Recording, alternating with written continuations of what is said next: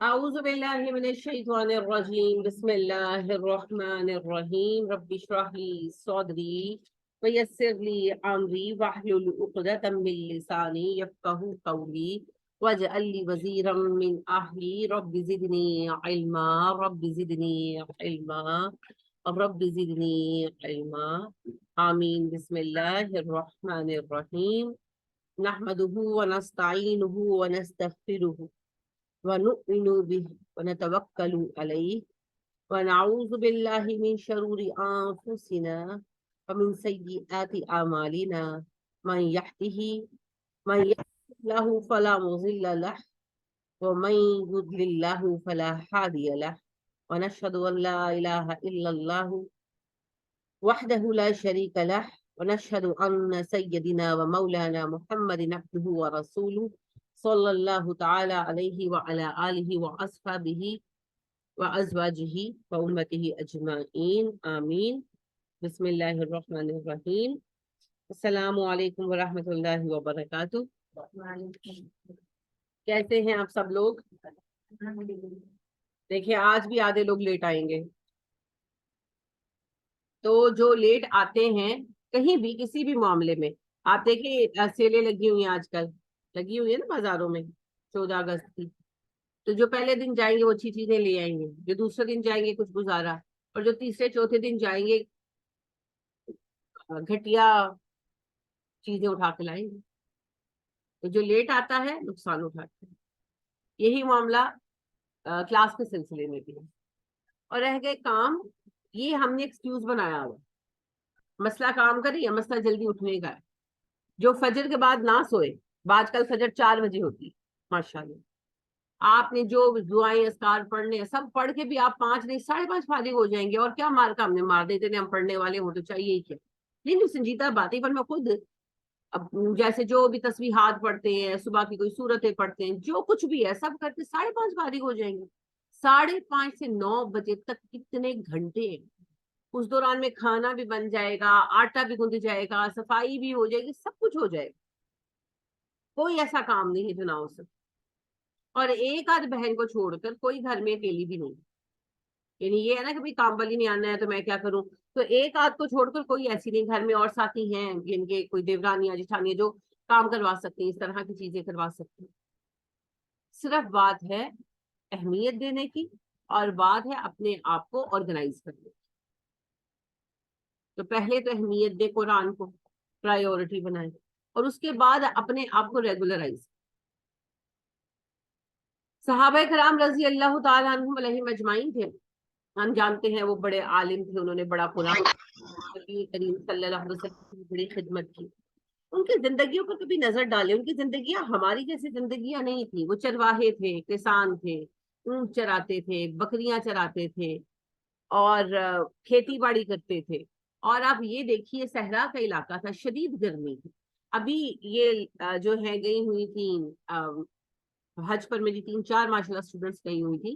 تو وہ یہی بات کر رہی تھی کہ اے سی لگا ہوا سب کچھ ہے مگر گرمی ہے. آپ کو پتا ہے ایون مینا کے خیموں کے اندر وہ انہوں نے ڈیزرٹ کولر لگائے ہیں، مگر وہ کہتی ہے سانس نہیں آ رہی. میری اسٹوڈنٹ کہنے لگی میں تو بس یہی سوچتی رہی کہ نبی اکرم صلی اللہ علیہ وسلم کے زمانے میں کیسی گرمی ہوتی ہے. کیونکہ دیکھیں سارے پہاڑ تھے اور صحرا تھا. پنکھا تھا نہیں، کیا تھا؟ کچھ بھی نہیں. ایسا کپڑا بھی نہیں تھا کہ جتنا سافٹ کپڑا ہم پہنتے ہیں وہ بھی نہیں تھا. کھدر ہی اویلیبل تھا، ہاتھ کی کھڈیوں پر بنا ہوا. کبھی پہنا ہی نہیں ہم نے، لہٰذا ہم اندازہ نہیں کر سکتے کتنا رف ہوتا. وہ پہنتے تھے. پیروں میں جوتا بھی نہیں تھا، اکثریت کے پیروں میں جوتا نہیں تھا. کیونکہ یہ تو اب وہ بن گیا نا پلاسٹک اور جو ہے آرٹیفیشل چمڑا، لیدر، تو ہمیں جوتے اویلیبل ہو گئے. ورنہ جانوروں کے چمڑے سے جوتا بنانا بہت مہنگا کام تھا، ہاتھ سے بنتا تھا، تو وہ بہت مہنگا تھا، افراد افورڈ نہیں کر سکتے تھے. اور جو ہے عام طور پر لکڑی کا جوتا پہنا جاتا تھا جو کھڑاؤں کہتے تھے، تو وہ تو پہننا خود ایک مشقت تھا، اور وہ بھی بہت کم لوگوں کو تھا. 80% آبادی ننگے پیر تھی کیونکہ جوتا تھا ہی نہیں. اور کوئی ایک کا جوتا بنوا لیتے تھے نا تو پھر سنبھال کے رکھا جاتا تھا، موقع پر پہن لیتے. ہینڈ اسٹچ جوتے ہوتے تھے، اصل لیدر کے، اصل چمڑے کے. تو آپ دیکھیں کہ اتنی شدید گرمی میں ننگے پیر زمین پر یہ لوگ پھرتے تھے. سارا دن کام کر کے پانی بھی کنویں سے بھر کے لانا ہے، عورتوں کا بھی کام گھروں کی پائی ہو رہی ہے، جانوروں کے دودھ نکالے جا رہے ہیں، سب کچھ مینول ہے۔ سب سے بڑی عیاشی کیا تھی بھائی؟ درخت کے نیچے چارپائی ڈال کر بیٹھنا، بس۔ ہماری طرح کوئی اے سی میسر نہیں تھی۔ اتنی مشقت کی زندگی کے بعد فارغ ہو کر بیٹھتے تھے تو قرآن یاد کرتے تھے۔ لہٰذا مغرب سے عشاء کا وقت مسجد آباد ہوتی تھی، رونق ہوتی تھی مسجد کہ صحابہ اکثریت، کچھ تو تھے نا جنہوں نے تو چھوڑ ہی دیا کام کاج، وہ تو بیٹھ گئے مسجد میں، جنہیں آپ کیا کہتے ہیں؟ اصحاب صفہ۔ یہ تو وہ تھے نا جنہوں نے اپنی زندگیاں ڈونیٹ کر دی، لیکن سب تو نہیں کر سکتے تھے، لہٰذا بیوی بچوں والے تھے۔ تو پھر کیا ہوتا تھا؟ سارے کام وائنڈ اپ کر کے گھر آئے، کھانا کھایا، مغرب کی نماز مسجد میں ادا کر، پھر وہیں بیٹھ گئے، عشاء تک بیٹھے رہے۔ قرآن یاد ہو رہا ہے، نئی وہیں پر ڈسکشن ہو رہی ہے، جو یاد کیا سنا رہے ہیں نا، نیا سبق لے رہے ہیں۔ اتنی رونق ہوتی تھی کہ مسجد میں قرآن کی آوازیں گونجتی تھی، اصحاب صفہ باقیوں کو پڑھاتے تھے۔ ایون کہ نبی کریم صلی اللہ علیہ وسلم نے منع فرمایا صحابہ کو کہ اپنی آوازیں سلو رکھا کرو، مجھے مغالطہ ہونے لگتا ہے، کہ آپ سن رہے ہوتے تھے نا، تو ان کے سم ٹائم آپ کو لگتا کہ فلاں غلط پڑھ رہا ہے، تو جب ٹوک دے تو پتہ چلتا نہیں اس نے یہ نہیں پڑھا، ساتھ والا نے یہ پڑھا۔ تو آپ صلی اللہ علیہ وآلہ وسلم نے کہا اپنی آوازیں ہلکی رکھا کرو تاکہ مجھے مغالطہ نہ ہوا۔ اتنا ماشاءاللہ صحابہ پڑھتے تھے، اتنی تھکن کے بعد، اتنی لمبی ڈیوٹیوں کے بعد۔ اور آپ دیکھیں 8 مہینے تو گرمی رہتی ہے نا، تو ہمارے جیسی ہوتی تھی نا رات 8 بجے عشاء ہوئی اور 3 بجے فجر، تو اس میں کوئی ایکسکیوز نہیں، کچھ نہیں، پھر راتوں کو تہجد میں بھی اٹھ گئے۔ تو ہماری زندگیوں میں تو آسانیاں ہی بہت ہیں، اور ان ساری آسانیوں کے بعد ہم کہتے ہیں کہ او ہو جی ہم سے تو پڑھا نہیں جاتا، ہمارے پاس تو ٹائم نہیں ہوتا، وقت کیسے نکالیں؟ تو اگر نیند قربان نہیں کریں گے تو مقاصد حاصل نہیں ہوں۔ قائد اعظم جو ہیں محمد علی جناح، ان کا ایک واقعہ بہت بچپن میں شاید آپ لوگوں نے بھی پڑھا ہوگا، محنتی لڑکا کے نام سے کہانی سی ہوتی تھی کہ جب جناح چھوٹے تھے تو پڑھنے کا بہت شوق تھا، تو بہت پڑھتے تھے، تو لیمپ کے گرد وہ نا کاغذ کا شیڈ بنا لیتے تھے تاکہ گھر والے ڈسٹرب نہ ہوتے۔ ایک دن ان کی بڑی بہن اٹھی تو انہوں نے دیکھا کہ سب ان کی لیٹ نائٹ ہوگی تو جناح پڑھ رہے ہیں، he was just a guy at that time, 12-13 سال کے لڑکے تھے۔ تو کہنے لگی کہ اب سو جاؤ محمد علی، تم نے سونا نہیں؟ تو کہنے لگے کہ اگر میں بھی سویا رہوں گا تو بڑا آدمی کیسے بنوں گا؟ پھر دیکھیے کہ محمد علی جناح دنیا کے وہ واحد آدمی ہیں جنہوں نے ایک ریاست قائم کی، ملک آزاد بہت ہوئے ہیں، ایک ریاست وجود میں کوئی نہیں لایا۔ تو یہ پھر ایسے تو نہیں ہوتا، راتیں جاگنی پڑتی، جنہیں خواب پورے کرنے ہوتے ہیں وہ اپنی نیندیں کم کر دیتے ہیں۔ تو یہ کہ نیند بھی پوری ہو، سب کچھ میں کر لوں اور پھر مجھے قرآن بھی آ جائے، تو بھیا یہ نہیں ہو سکتا۔ تو پھر جلدی اٹھنا پڑے گا، بہت آسان ہے، کچھ نہ کرے، فجر کے لیے اٹھ کے سوئے مت، فجر کی نماز ادا کر کے اپنے کام کر کے ساتھ اپنے کاموں کو ڈال لو، تو انشاءاللہ آپ 8 بجے ہی ویلے ہو جائیں گے۔ لیکن یہ قربانی تو دینی پڑے گی۔ اگر فجر کی نماز پڑھ کے دوبارہ سونا ہے تو پھر مشکل۔ الحمدللہ میں فجر کی نماز کا جب تک آدھا گھنٹہ نہ لیتی میں بیٹھتی ہوں، الحمدللہ سارے کام بھی ہو رہے ہوتے ہیں۔ دیکھیں جی، پہلی بات تو یہ ہے کہ ہر چیز کو آپ اپنی عادت کو بدل سکتے ہیں۔ انسان جو ستاروں پہ جا سکتا ہے، جو سمندر کی تہہ میں اتر سکتا ہے، جو اتنے طاقتور ہاتھی شیر کو قابو کر سکتا ہے، وہ ایک عادت کو قابو نہیں کر سکتا۔ یہ کس نے کہا؟ ہر عادت بدلی جا سکتی۔ دوسری بات یہ ہے، آپ کو دقت نہیں آ رہی اٹس اوکے، مگر زیادہ تر کا تو یہی ہے۔ اور آپ کہہ رہی ہیں آپ آدھا گھنٹہ سوتی ہیں، آپ کو پتا ہوگا، لیکن نارملی جب کوئی سوتا ہے تو پھر وہ 10 بجے اٹھتا ہے، نارملی یہی ہے نا۔ ایون میں خود بھی اگر سو جاؤں، صبح کبھی چھٹی ہے تو چلو فجر کے بعد سو گئے، تو پھر اتنی گہری نیند آتی ہے کہ جو ارادہ ہوتا ہے کہ اچھا میں 10-15 منٹ بعد اٹھ جاؤں گی، آدھے گھنٹے بعد، وہ جب اٹھتے ہیں تو 9 بجے ہوتے 10، وہ بھی پھر میاں اٹھاتے ہیں زبردستی، نیند اتنی گہری آتی ہے صبح کے وقت۔ یہ بھی ایک آزمائش ہے ہمارے لیے۔ تو لہٰذا میں تو یہی ایڈوائز کروں گی، آپ کی روٹین سیٹ ہے اٹس فائن، اللہ آپ کو برکت دے، لیکن باقی جو ہیں ان کو میں یہ ایڈوائز کروں گی کہ فجر کے بعد اپنے کام کریں سوئیں میں، کیونکہ بغیر مشقت کے دنیا میں کچھ بھی حاصل نہیں ہو سکتا۔ ایک شہد کی مکھی بھی شہد بنانے کے لیے کتنا سفر کرتی ہے، لہٰذا ہم تو انسان تو وقت کی پابندی کے لیے آپ لوگوں سے درخواست ہے. اب چلتے ہیں اپنے آج کے موضوع کی طرف. آج ہمارا موضوع ہے تعارف قرآن کریم. جب ہم کسی کتاب کو پڑھتے ہیں تو سب سے پہلے ہمیں یہ پتا ہونا چاہیے ہم کون سی کتاب پڑھ رہے ہیں, کیوں پڑھ رہے ہیں. ابھی آپ اپنے پارے بند فرما لیجئے اور توجہ جو ہے وہ میری طرف کر لیں. آپ نے کچھ نہیں لکھنا, آپ کو سب کچھ لیکچر میں ریکارڈڈ مل جائے گا اور آپ کے پاس بہت ساری کتابوں میں یہ باتیں لکھی ہوئی ہوں گی. ابھی آپ نے سمجھنا ہے, ٹھیک ہے. اصل بات یہ ہے کہ کتاب سے نفع لینے کے لیے سب سے اہم چیز ہوتی ہے کتاب کا مقصد سمجھنا. آپ کیا پڑھ رہے ہیں, کیوں پڑھ رہے ہیں, ٹھیک ہے. تو قرآن مجید کیا ہے, حفصہ آپ بتائیں. کتاب ہے. جی آپ کچھ کہنا چاہ رہی ہیں؟ جو انہوں نے کہا کتاب ہے. اب لفظ کتاب سے ہم دھوکا کھاتے ہیں, ہے نا. ہے یہ کتاب, کتاب اللہ ہے, لیکن ہم کتاب کس کو کہتے ہیں اپنی عام زبان میں؟ بک, جو ایک موضوع پر لکھی ہوتی ہے. فار ایگزامپل اگر آپ ہیلتھ پر کوئی کتاب خریدنا چاہتے ہیں تو آپ جائیں گے, امپروو یور ہیلتھ ٹائپ کی کوئی کتاب اٹھائیں گے, گھر لائیں گے. اس میں شروع سے تک ایک خاص ترتیب سے چل رہے ہوں گے نا موضوعات. صحت کی اہمیت, صحت کی امپروومنٹ کے لیے اہم اقدامات, پھر ڈائٹ آ جائے گی, پھر ایکسرسائز آ جائے گی, کوئی ترتیب ہوگی. آپ شروع سے اینڈ تک اس میں سے اپنی مطلب کی چیزیں نکال لیں گے. That is a book according to us. ہم کتاب اسی کو کہتے ہیں, ایک خاص موضوع کے اوپر ایک خاص ترتیب کے اندر کتاب. لہٰذا آپ کوئی بھی کتاب اٹھا لیں کسی بھی موضوع پر, سب سے پہلے اس موضوع کا تعارف ہوگا, پھر اس کے بعد اس کی تاریخ ہوگی, پھر اس کے بعد اس کے مختلف عناصر زیر بحث آئیں گے, اور اس کے بعد پھر آپ اس میں کیا رول پلے کر سکتے ہیں یا آپ کو کیا نفع دے سکتی ہے وغیرہ, وہ چیزیں آ جائیں گی. پھر چاہے وہ کتاب کوکنگ پر ہو, وہ سیاست پر ہو, وہ سماج پر ہو, وہ کسی بھی چیز پر ہو, یہی ترتیب ہوگی. تو ہمارا ذہن کتاب سے ہی بنتا ہے کہ ہم قرآن کھولیں گے تو سب سے پہلے تو آ جائے گا بھی کہ قرآن بتا دے گا کہ اللہ پاک نے اس ٹائم میں اس کو اتارا ہے, یہ کیا ہے, اس کا یہ نفع ہے. اچھا جو جھوٹا ہے اس کو یہ کرنا چاہیے, جو نکما ہے اس کو یہ کرنا چاہیے. شاید تو چیپٹرز بنے ہوئے ہوں گے. نہیں, ایسا نہیں. قرآن ان معنوں میں کتاب نہیں ہے جو ہمارا ایک ریگولر ذہن ہے کتاب کا. قرآن ان معنوں میں کتاب نہیں. جب قرآن کو کتاب کہا گیا تو اس کی لٹرل میننگ میں کہا گیا, لغوی معنوں میں کہا گیا. لغوی معنی میں کتاب کہتے ہیں لکھی ہوئی تحریر کو. تو قرآن مجید کے لیے اللہ نے فرمایا کہ اس کو لکھا گیا ہے, اور یہاں آئندہ بھی لکھی جائے گی. لوہے محفوظ میں لکھی ہوئی ہے اور دنیا میں بھی لکھی جائے گی, ٹھیک ہے. حقیقتاً قرآن کیا ہے؟ کلام اللہ. القرآن کلام اللہ. قرآن اصل میں تحریر نہیں ہے, قرآن تقریر ہے.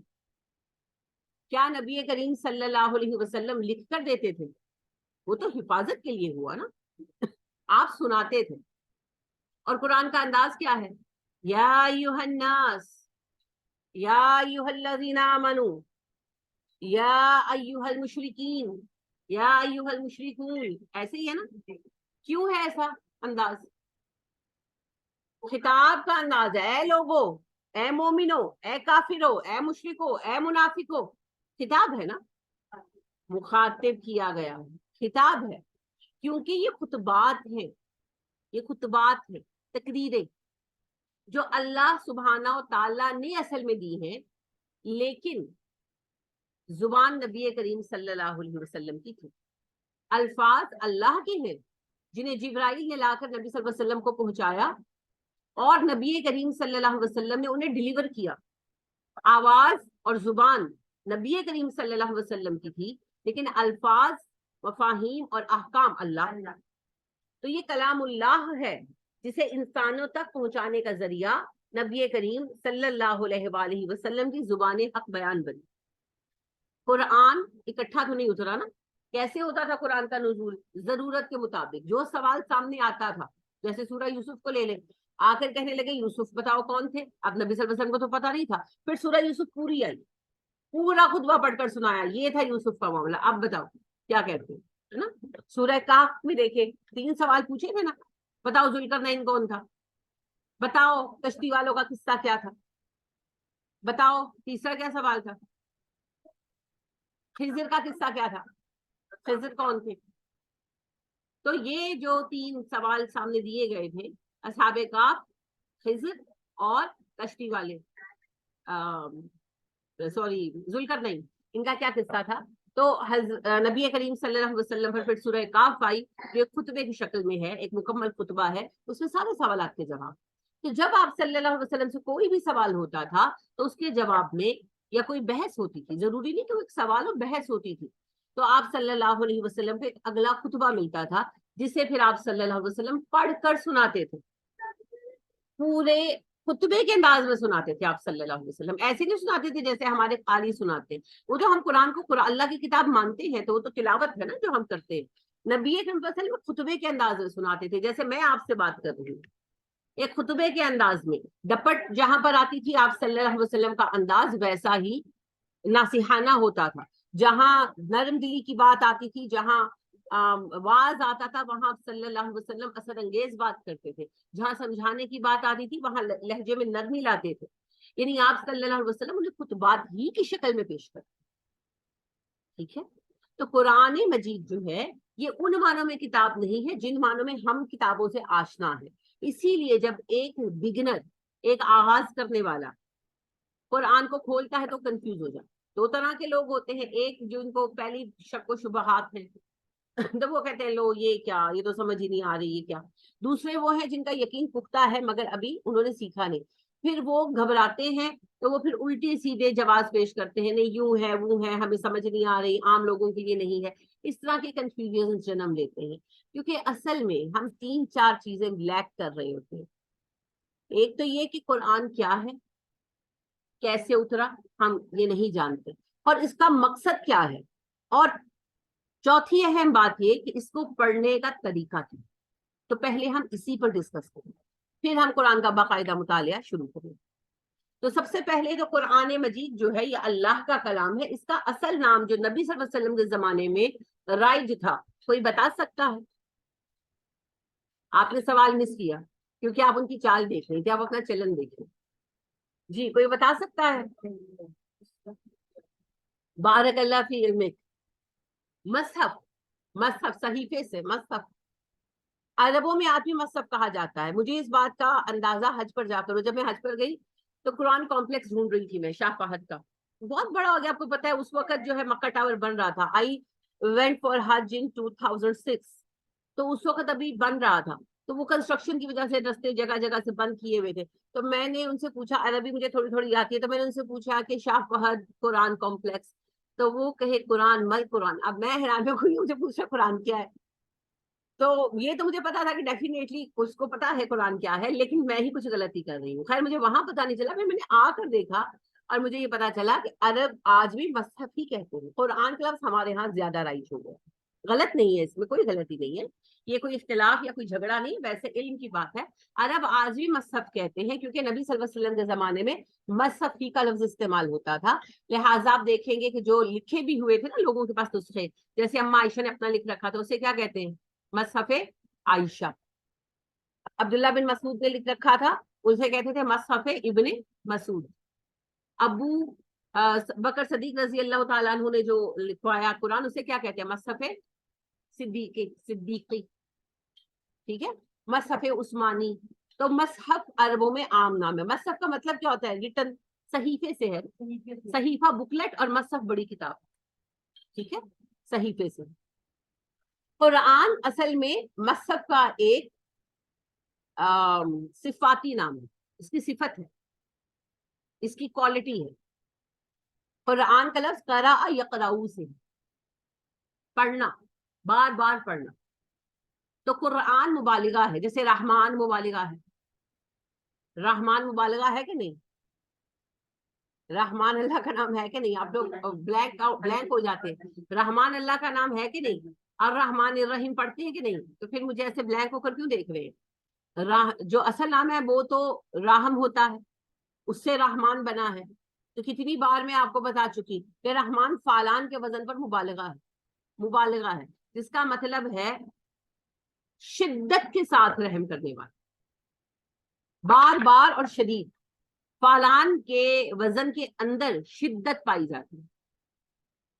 ٹھیک ہے، اور ریپیٹ ہونا پایا جاتا ہے.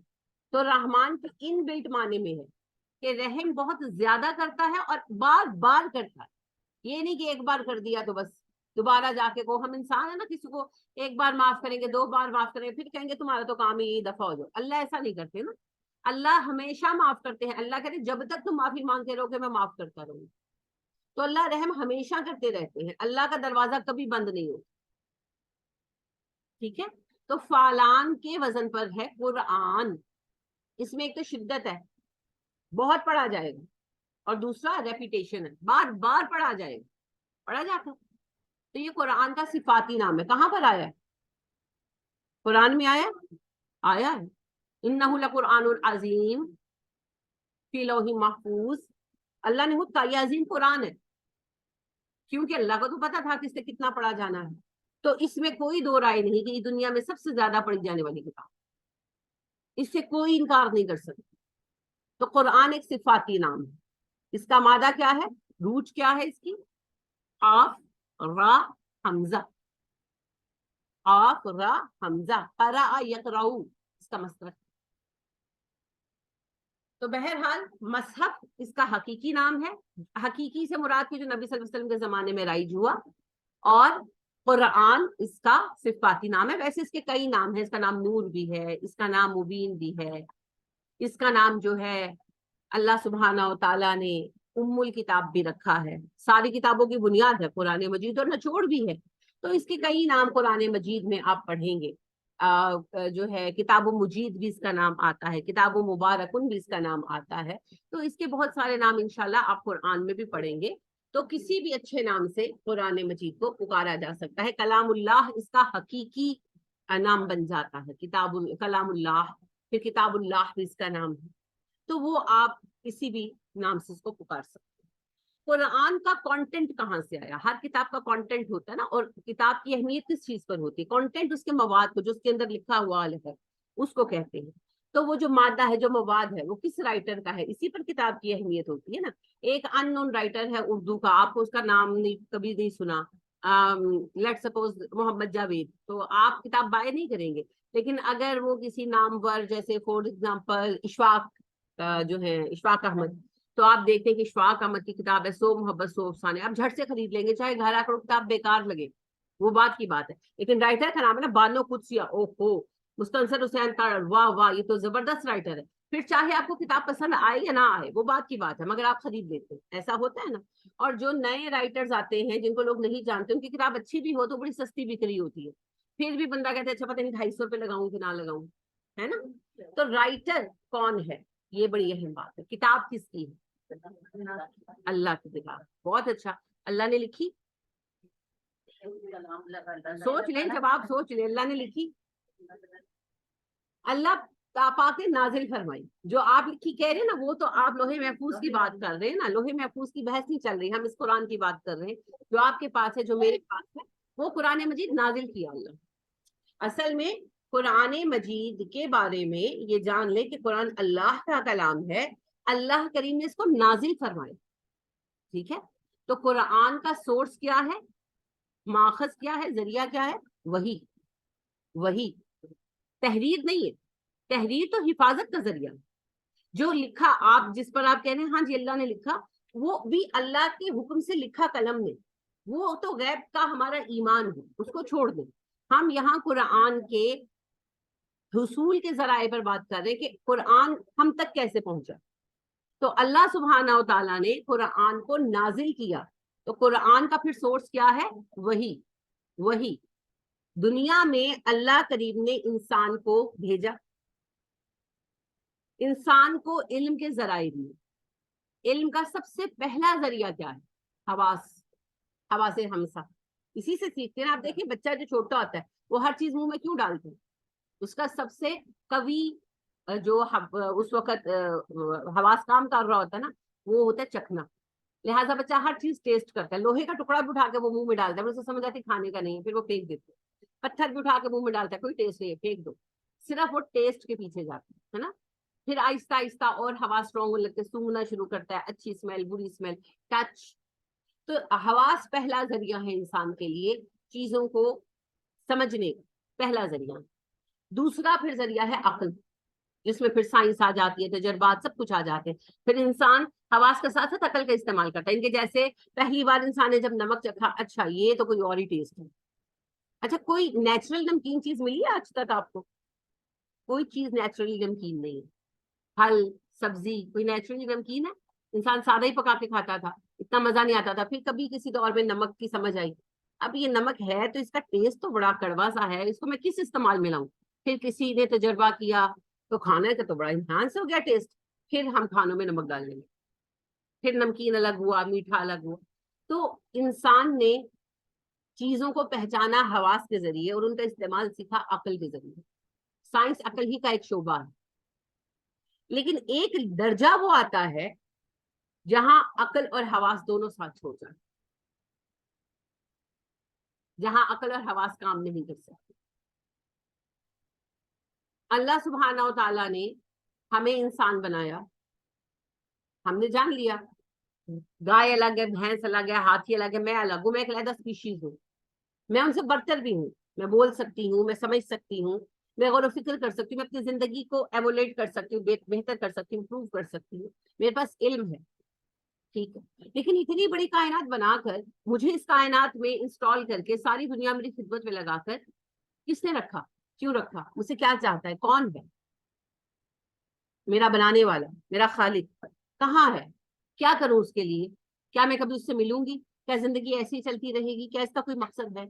یہاں نہ عقل کام کرتی ہے اور نہ حواس کام کرتے ہیں. یہ وہ سوال ہے جہاں اگر ابراہیم بھی رک گئے علیہ السلام، جہاں اگر ہمارے پیارے نبی حضرت محمد صلی اللہ علیہ وسلم بھی رک گئے تھے اور یہی تڑپ انہیں غار ہرا میں لے جاتی تھی. یہ تو وہ جان گئے تھے کہ بنانے والا کوئی تو ہے اور وہ ان ساری چیزوں سے بہت اوپر ہے، مگر کون ہے؟ کہاں؟ مجھ سے کیا چاہتا ہے؟ کیوں پیدا کیا؟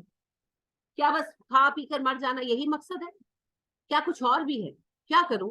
اس کو راضی کیسے کروں؟ کیا اس کا کوئی تعلق ہے یا بس بنا کر پھینک دیا مجھے؟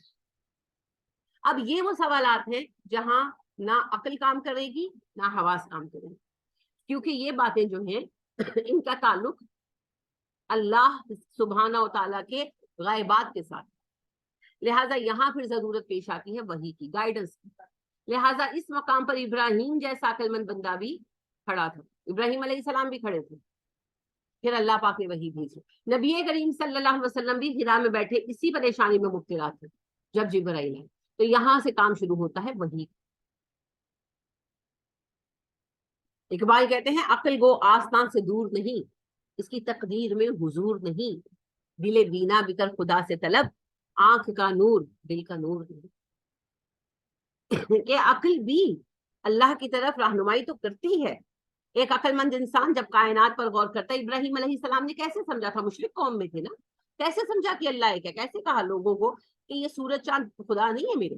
عقل سے سمجھا نا. اور آپ نے پڑھا کہ ابراہیم علیہ السلام نے کہا یہ تو بت نہیں، یہ تو خدا ہو ہی نہیں سکتا. اچھا شاید ستارے خدا ہوں.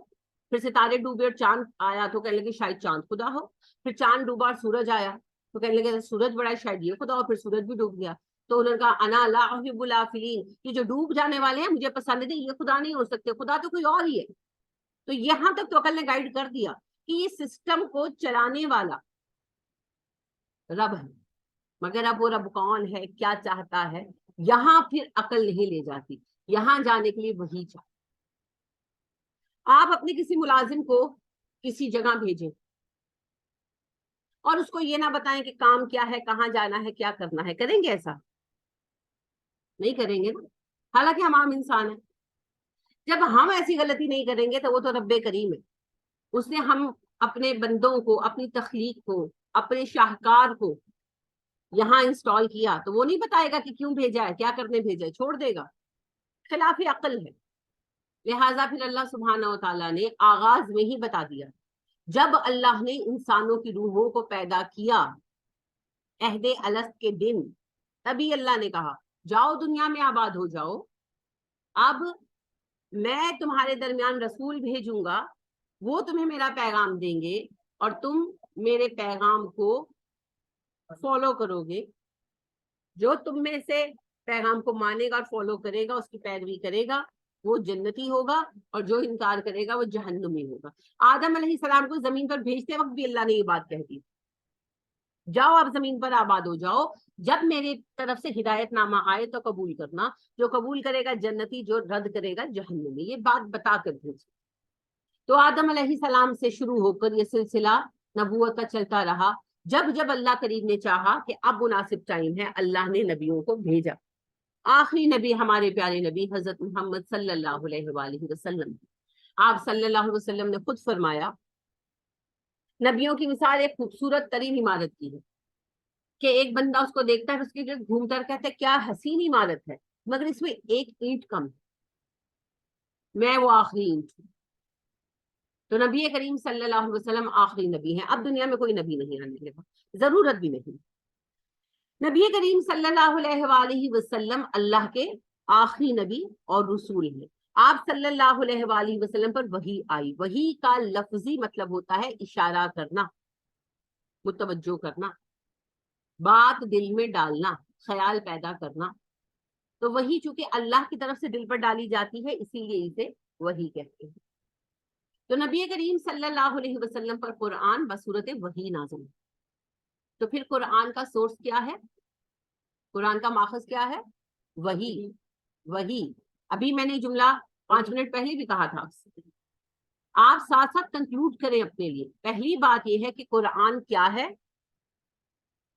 کلام اللہ۔ اصل میں قرآن کیا ہے؟ کلام اللہ۔ اس کلام اللہ کا سورس کیا ہے؟ ماخذ کیا ہے؟ ذریعہ حصول کیا ہے؟ وحی۔ اب بات یہ کہ وحی کیسے آتی؟ نبی کریم صلی اللہ علیہ وسلم کی احادیث موجود ہیں، اگر آپ بخاری کھولیں گے تو سب سے پہلی حدیث یہی ملے گی کہ وحی کیسے آتی۔ مختلف احادیث ہیں، میں آپ کے سامنے نچوڑ رکھ رہی ہوں، اگر میں احادیث پیش کرنے لگوں گی تو پھر تو بات بہت لمبی چلی جائے گی۔ آپ صلی اللہ علیہ وسلم کہتے ہیں، آپ صلی اللہ علیہ وسلم کی زوجہ محترمہ ہماری ماں اما عائشہ صدیقہ رضی اللہ تعالی عنہا کہتی ہیں کہ نبی کریم صلی اللہ علیہ وسلم پر وحی کی کیفیت مختلف ہوتی ہے۔ آپ صلی اللہ علیہ وسلم سے ہم نے پوچھا کہ آپ پر وحی کیسے آتی تھی، تو آپ صلی اللہ علیہ وسلم نے فرمایا کبھی کبھی یہ جرس یعنی گھنٹی کی شکل میں ہوتی ہے۔ اب گھنٹی کی شکل سے کیا مراد ہے؟ کوئی روشنی ڈالے گا؟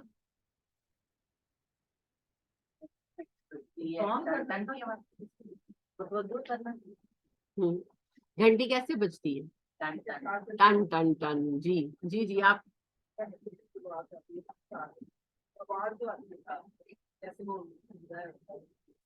ہاں، تو آپ کو لگتا ہے کہ جب وہی آتی تھی گھنٹی کی شکل میں تو ساتھ ساز کی آواز بھی آتی تھی؟ یہ تو آپ نے ٹن ٹن کیوں ایڈ کیا؟ نہیں نہیں وہی نہیں ہوا، آپ مس انڈرسٹینڈ کر رہے ہیں۔ انہوں نے صحیح کہا، گھنٹی کی آواز سے مراد ساز ہونا نہیں ہے یا ٹن ٹن ٹن ہونا نہیں ہے۔ گھنٹی آپ نے بجتی سنی ہے کئی دفعہ، خاص طور پر وہ گھنٹی جو اسکولوں میں بجتی ہے، جو اصل گھنٹی بیل جس کو کہتے ہیں، اب تو یہ آ گئی ہے نا، یہ تو اور چیز ہے، جو بیل ہوتی ہے جب وہ بجتی ہے تو اس کی آواز مرتعش ہوتی ہے اور اسکولوں میں ہر طرف سے لگتا ہے یہی بج رہی ہے نا۔ تو اس طرح سے وحی کی آواز آنا بغیر میڈیم کے، یعنی کہ جبرائیل جہاں کہیں بھی ہوتے وہ پڑھتے اور نبی صلی اللہ علیہ وسلم کو اس طرح آواز آتی جیسے ہر طرف سے وحی کی ہی آواز آ رہی ہے، باقی سب ساؤنڈز آپ کے ارد گرد سے ختم کر دی جاتی، ایک ویکیوم آپ کے ارد گرد کریٹ کر دیا جاتا جس میں آپ صلی اللہ علیہ وسلم صرف وہی آواز سنتے جو جبرائیل کے پڑھنے کی ہوتی ہے۔ گھنٹی سے مراد آپ نے باجا یا ٹنٹن نہیں لینی، آپ نے کیفیت بیان کی سمجھانے کے لیے کہ جبرائیل پڑھتے ہیں، مجھے دکھائی نہیں دیتے، ان کی موجودگی محسوس نہیں ہوتی، مجھے صرف ان کی آواز آتی ہے اور ہر طرف سے بس وہی ایک آواز آتی ہے، ایک ایسا ویکیوم آپ کے ارد گرد، آپ دیکھیں نا لوگوں میں بیٹھے ہیں کئی بار ایسا ہوا جیسے آپ صلی اللہ علیہ وسلم جب آپ پر سورہ نور کی آیتیں آئی ہیں، آپ ابو بکر رضی اللہ تعالیٰ عنہ کے گھر میں تھے، ابو بکر موجود تھے، ام رومان موجود تھے، ان کے بچے اور موجود تھے، اما عائشہ موجود تھے، اور آپ اما سے بات کر رہے تھے جب آپ پر وحی کی کیفیت نازل ہوئی، ظاہر ہوئی، اور آپ صلی اللہ علیہ وسلم پر سورہ نور کی آیتیں اتری ہیں، سب لوگ موجود تھے، کسی کو کوئی آواز نہیں آئی، آپ صلی اللہ علیہ وسلم نے کریکٹ آیات سنی۔ یہ کیسے ہوتا تھا؟ اللہ کی طرف سے گویا ویکیوم کریٹ کر دیا جاتا تھا، آپ صلی اللہ علیہ وسلم کو صرف وہی ایک آواز سنائی دیتی تھی، صرف جبرائیل کی، صرف وحی کی، ٹھیک ہے؟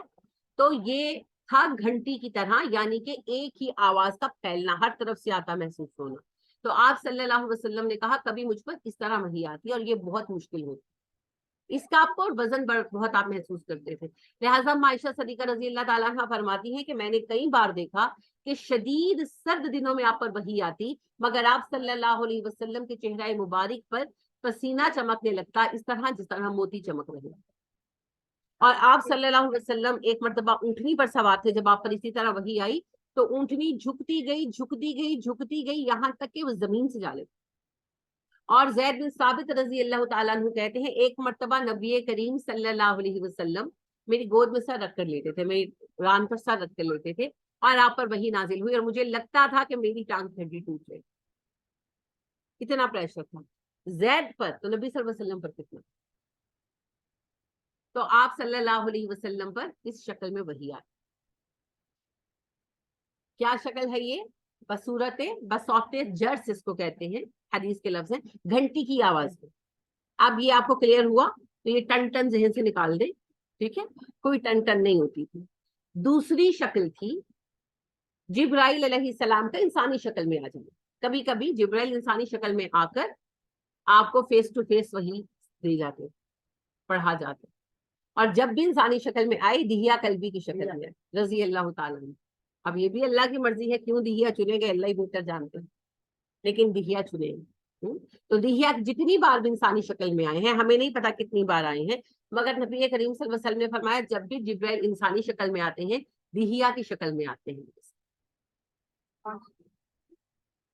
صحابی ہے جن کا نام ہے دہیا کلبی. دہیا کلبی کلب بنو کلب سے تھے تو دہیا کلبی. پھر جی اس کی ایک اور شکل تھی جبرائیل کا حقیقی شکل میں آنا, اپنی اصل شکل میں آ کر وہی پیش کرنا ایز جبرائیل. تو کب ایسی وہی آئی؟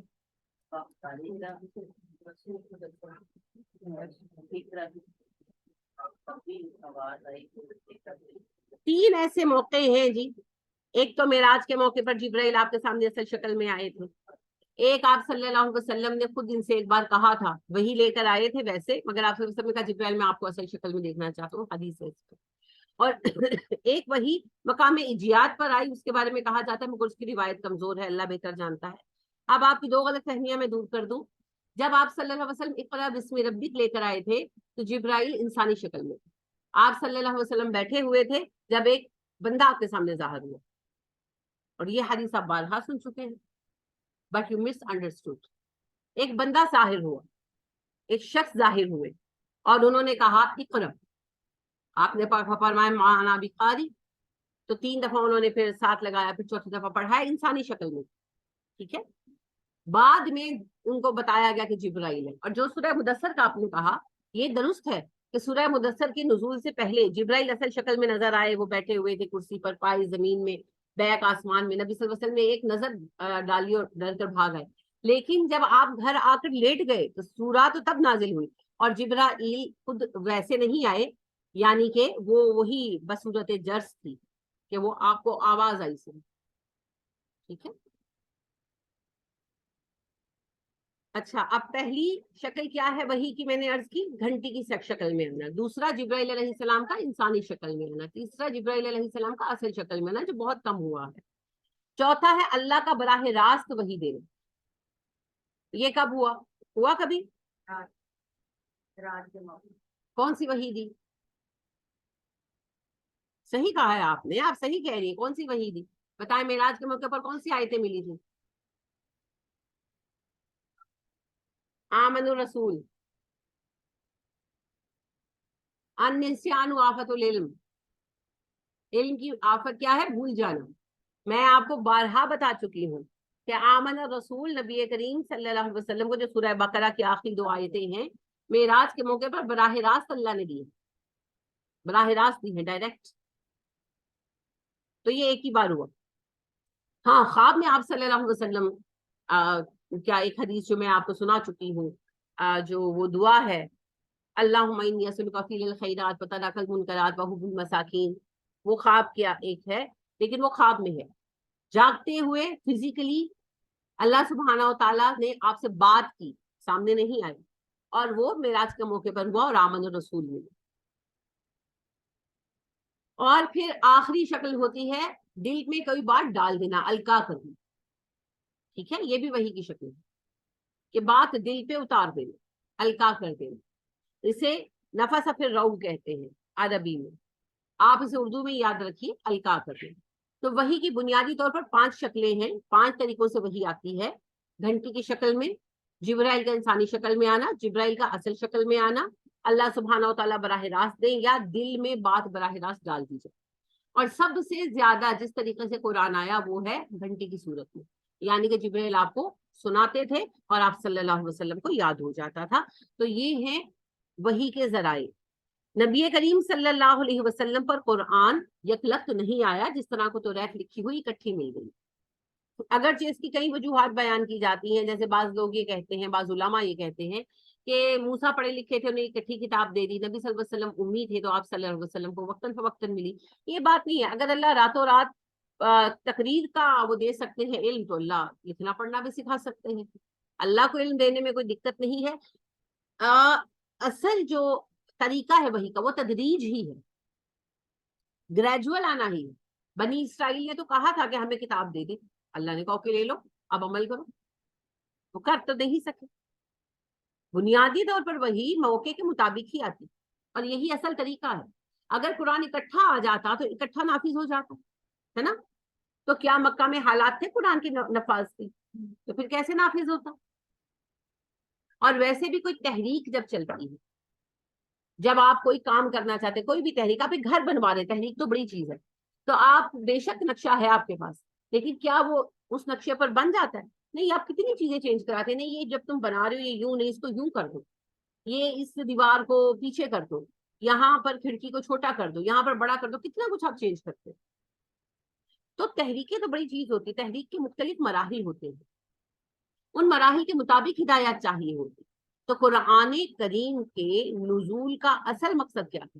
تحریک اسلامی کو چلانا، اسلام کی تحریک کو دنیا میں عام کرنا۔ تو اس تحریک کے لیے قدم بقدم جو ہدایات چاہیے تھی وہ ضرورت کے مطابق آتی رہی۔ لہٰذا نزول کے اعتبار سے اگر آپ دیکھیں،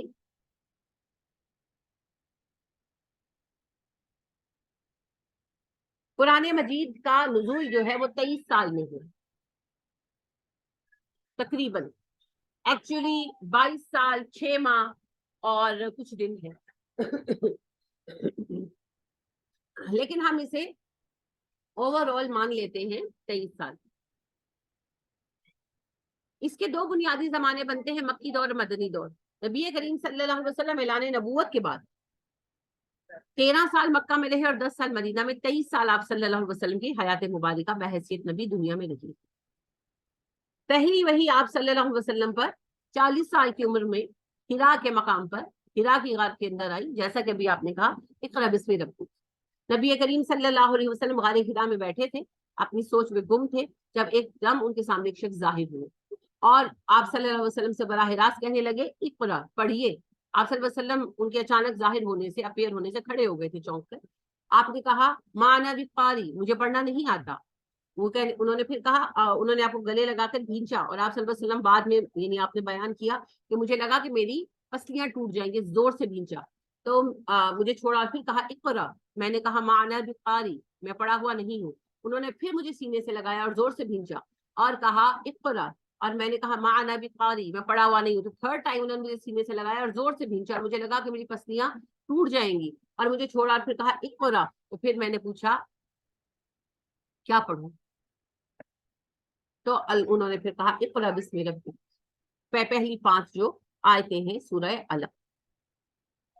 اس کے بعد وہ جس طرح یکا یک ظاہر ہوئے تھے اسی طرح یکا یک غائب ہو گئے، ڈس اپیئرڈ۔ آپ صلی اللہ علیہ وسلم پر پہلا کیا ایفیکٹ ہونا چاہیے تھا؟ آپ سوچیں نا، ایک بندہ جن کے وہم و گمان میں بھی نہیں ہے کہ ان کے پاس کوئی فرشتہ آئے گا، اور ان کے قریب کے زمانے میں کبھی کوئی نبی بھی نہیں گزرا، وہ غار میں پہاڑ کے اندر تنہا بیٹھے ہیں، دوپہر کا وقت ہے، دھوپ چڑی ہوئی ہے، ایک بندہ ظاہر ہوتا اور غائب ہو جائے تو کیا ہوگا؟ کیا ہونا چاہیے؟ خوف ہوگا، ڈر لگے گا۔ لہٰذا آپ بھی ڈر گئے، اور آپ صلی اللہ علیہ وسلم اترے، اور آپ خود کہتے ہیں کہ میں ہرا کی غار سے نکلا اور نہ میں نے دائیں دیکھا اور نہ بائیں، خوف زدہ تھے، بھاگتے ہوئے گھر پہنچے، اور گھر آئے اور جسم پر کپ کپی تاری تھی اور آ کر لیٹ گئے۔ تو اماں خدیجہ رضی اللہ تعالیٰ عنہا نے جب آپ کا حال دیکھا تو آپ صلی اللہ علیہ وسلم کو اتنی گرمی میں بھی کپ کپی چڑھ رہی تھی خوف کی شدت سے. تو آپ پر چادر ڈالی, آپ کو حوصلہ دیا, تسلی دی, پھر پوچھا. تو پھر آپ صلی اللہ علیہ وسلم نے یہ پورا واقعہ بیان کیا اور مزید کہا مجھے اپنی جان کا ڈر, میں مارا جاؤں.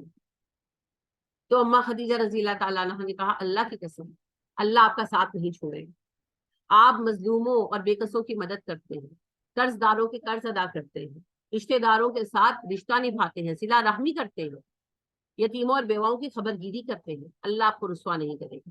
پھر آپ کو ہمراہ لیا اور گئی کس کے پاس, اپنے چچا زاد بھائی کے پاس, ورقہ بن نوفل. ورقہ بن نوفل یہ جو تھے اس وقت چونکہ عیسائیت ہی صحیح دین تھا تو عیسائیت قبول کر چکے تھے, اور توریت و انجیل کے عالم تھے, اور توریت پڑھتے تھے, اسے نوٹس وغیرہ بناتے رہتے تھے. تو لہٰذا ان کے پاس گئے تو انہوں نے کہا, اماں خدیجہ کے کزن لگتے تھے نا, تو نبی صلی اللہ علیہ وسلم کے ابا ان کے کزن لگتے تھے ایکچولی, تو اسی لیے اماں خدیجہ کے الفاظ ہے کہ ذرا سنیں تو آپ کا بھتیجا کیا کہتا ہے. نبی صلی اللہ علیہ وسلم کے ابا کے کزن تھے دور کے, ورقہ جو ہے, تو لہٰذا انہوں نے کہا سنیں تو آپ کا بھتیجا کیا کہتا ہے. تو آپ صلی اللہ علیہ وسلم نے یہ پورا واقعہ جو ہے وہ بیان کیا. تو یہ واقعہ سن کر ورقہ کہنے لگے یہ تو وہی فرشتہ ہے جو موسیٰ پر بھی آتا ہے, اللہ نے آپ کو چنا ہے, کاش میں زندہ رہتا, کاش میں جوان ہوتا, اور آپ کا ساتھ اس وقت دیتا جب آپ کی قوم آپ کو نکال دے گی اور آپ کی مخالفت کرے گی. آپ حیران ہو گئے کیونکہ عرب کچھ بھی ہو جائے, کوئی کتنا گیا گزرا ہو, اس کو ڈسون نہیں کرتے, قبائلی نظام تھا, بڑا مضبوط تھا. تو آپ صلی اللہ علیہ وسلم حیران ہو گئے, کہنے لگے کیا یہ لوگ مجھے مکہ سے نکال دیں گے. تو ورقہ نے کہا آج تک ایسا نہیں ہوا کہ کوئی شخص یہ دعوت لے کر اٹھا ہو جو آپ لے کر اٹھنے والے ہیں اور اس کی مخالفت نہ کی. اس کے بعد ورقہ کچھ ہی دنوں میں فوت ہو گئے, نبی صلی اللہ علیہ وسلم کے باقاعدہ اعلان نبوت سے پہلے فوت ہو. آپ صلی اللہ علیہ وسلم کو کب پتا چلا کہ آپ نبی بنائے گئے؟ اس وقت تو جبرائیل کچھ نہیں کہہ کر گئے, جبرائیل واپس چلے گئے, صرف اقرا بسمی 5 آیتیں دیکھیں. پھر کب آپ کو بتایا گیا کہ آپ نبی اور کام شروع کریں؟ یس, سورہ مدثر کی وقت کیا ہو گیا؟ اب اگلے 6 مہینے وہی نہیں آئی, بعض کہتے ہیں 2 مہینے, بعض کہتے ہیں 2.5 مہینے, زیادہ بعض نے ایون 3 سال بھی کہا, لیکن سب سے زیادہ جو مستند روایتیں ہیں وہ 6 مہینے کی, کہ اگلے 6 مہینے نبی اکرم صلی اللہ علیہ وسلم پر وحی نہیں آئی. اور یہ بات یہ آپ جو بخاری کی پہلی حدیث ہے اسی میں آپ پڑھیں گے, نبی صلی اللہ علیہ وسلم خود بتاتے ہیں, یہ ابن عامش کا سوال ہے, انہی کی روایت ہے. تو وہ کہتے ہیں کہ نبی صلی اللہ علیہ وسلم سے میں نے پوچھا تو پھر یہ ساری جو ہے بات آپ صلی اللہ علیہ وسلم نے بیان کی. تو آپ کہتے ہیں پھر اگلے 6 ماہ وحی نہیں آئی, اسے دور فترت کہتے ہیں, گیپ. اس میں آپ صلی اللہ علیہ وسلم نے ایک اس واقعے پر بہت سوچا نا, پھر دل میں اشتیاق بھی پیدا ہونے لگا. تو آپ خود کہتے ہیں کہ میں اتنا اپسیٹ ہوتا کہ میں نہیں چاہتا میں ہیرا کی چھت سے خود کو گرا دوں, اور میں چڑھتا بھی ہیرا کی چھت پر, مگر مجھے جبرائیل دکھائی دیتے ہیں, وہ انگلی سے کرتے نہیں, بولتے نہیں تھے, صرف انگلی سے منع کرتے, اور آپ اتر آتے. اور آپ صلی اللہ علیہ وسلم کا اشتیاق بڑھ گیا, آپ کے ذہن میں یہ طلب پیدا ہو گئی کہ کون ہے یہ, مجھے ملے آ کر, کیا دینا چاہتے ہیں مجھے بتائیں آ کر. آپ کا دل اس واقعے کے لیے تیار ہو گیا, مضبوط ہو گیا. تو پھر 6 مہینے کے بعد یہ واقعہ پیش آیا کہ نبی کریم صلی اللہ علیہ وسلم فرماتے ہیں کہ میں ہیرا کی غار سے نکلا, گھر آنے کے لیے نکلا تو کسی نے مجھے پکارا محمد صلی اللہ علیہ وسلم. تو کہتے ہیں میں نے دائیں دیکھا کوئی نہیں تھا, بائیں دیکھا کوئی نہیں تھا, مین وائل آواز آئی محمد, تو آگے پیچھے بھی کوئی نہیں تھا. تو کہتے ہیں میں نے سر اٹھا کر دیکھا تو فاصلے پر اس وقت میں دور جبرائیل نظر آئے. کہتے ہیں وہی شخص نظر آیا جو غار میں تھے, اور وہ ایک کرسی پر بیٹھے تھے, اور کرسی کے پائے زمین میں اور بیک آسمان میں جا رہی. تو پھر کیا افیکٹ ہونا چاہیے تھا؟ خوف. آپ دوسری دفعہ ڈر گئے اور آپ بھاگے اور سیدھا گھر آئے, اور آ کر اماں خدیجہ سے کہا 10 سیرونی, مجھے کچھ اڑا دے, مجھے کچھ اڑا. ٹھنڈ لگ رہی تھی, آپ کو کپ کپی فیل ہو رہی تھی خوف کی وجہ سے. اماں نے آپ پر کمبل ڈالا اور آپ کے پاس ہی بیٹھ گئی. جب پھر دوسری وحی ہے, ٹھیک ہے, اور یہ تھی یا ایھا المدثر قم فانذر وربک فکبر وثیابک فطہر والرجز فاہجر ولا تمنن تستکثر. پہلی بار احکام آ گئے. اب آپ صلی اللہ علیہ وسلم کی حالت تھوڑی دیر میں سنبھلی. اب اس کے بعد ہمیں قدم با قدم یعنی سٹیپ وائز تو نہیں تفصیل ملتی, لیکن ڈیفینیٹلی پھر جبرائیل آئے, انہوں نے بتایا کہ آپ اللہ کے نبی چنے گئے ہیں, آپ اللہ کے رسول ہیں, اور اب آپ کا کام ہے دین کو لوگوں تک پہنچانا, دین کو عام کرنا. آپ صلی اللہ علیہ وآلہ وسلم کو نماز کا طریقہ بھی بتایا گیا. سب سے پہلی جو چیز پریکٹیکل آپ کو سکھائی گئی وہ نماز تھی. مکہ میں 2 نمازیں پڑھی جاتی تھی, 2 رکعتیں پڑھی جاتی تھی, صبح اور شام کے وقت. ٹھیک ہے, پھر باقی تو جو ہے وہ معراج میں جو ہے نمازیں فرض ہوئی ہیں نا, تو آپ صلی اللہ علیہ وسلم صبح و شام 2 رکعتیں پڑھتے تھے, اور صحابہ بھی. پھر آپ صلی اللہ علیہ وآلہ وسلم باقاعدہ آنے لگی. لہذا حدیث کے الفاظ ہیں بخاری کی کہ اس کے بعد وحی میں گرما گرمی آ گئی اور تواتر کے ساتھ وحی آنے لگی. ٹھیک ہے, یہ تھا وحی کا آغاز. اب وحی کے آغاز کے ساتھ ہی اسلام کی تاریخ کا بھی آغاز ہو گیا. تو آپ صلی اللہ علیہ وآلہ وسلم نبی ہیں. آپ صلی اللہ علیہ وسلم کو اللہ نے نبی منتخب کیا ہوا ہے. یہ آپ کو 40 سال کی عمر میں پتا چلا. 6 مہینے تو اسی میں گزر گئے نا. اس کے بعد پھر آپ صلی اللہ علیہ وسلم نے تبلیغ شروع کی. خفیہ ہم لوگ کہتے ہیں, ایکچولی خفیہ نہیں تھی, بڑے اسکیل پر نہیں تھی, 1 to 1 لیول پر تھی. خفیہ تھوڑی تھی, زیر زمین تھوڑی تھی. سب سے پہلے آپ صلی اللہ علیہ وسلم اپنی فیملی کو انوائٹ کیا, دعوت کی نا. آپ سب نے پڑھا ہوا ہے کہ آپ نے دعوت کی اور کہا کہ میں ایک بڑے کام کے لیے اکٹھا کیا گیا ہوں, کون میرا ساتھ دیتا ہے.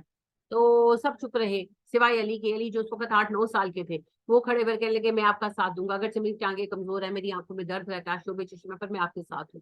تو ابو لہب نے مذاق بنا دیا کہ نبی دیکھو, نبی کا حمایتی دیکھو. تو بات ہنسی مذاق مٹائی گئی. پھر آپ نے دوبارہ بھی دعوت کی, پھر سب کے سامنے بات رکھی, مگر کسی نے ساتھ نہیں دیا. پھر آپ نے لوگوں سے 1 to 1 بیسس پر کہنا شروع کیا. جیسے ابو بکر آپ کو جانتے تھے. ابو بکر جب آپ صلی اللہ علیہ وسلم پر وحی آئی ہے سیکنڈ, ابو بکر مکہ میں نہیں تھے. تو آپ صلی اللہ علیہ وآلہ وسلم نے سب سے پہلے کس کو دعوت دی تھی؟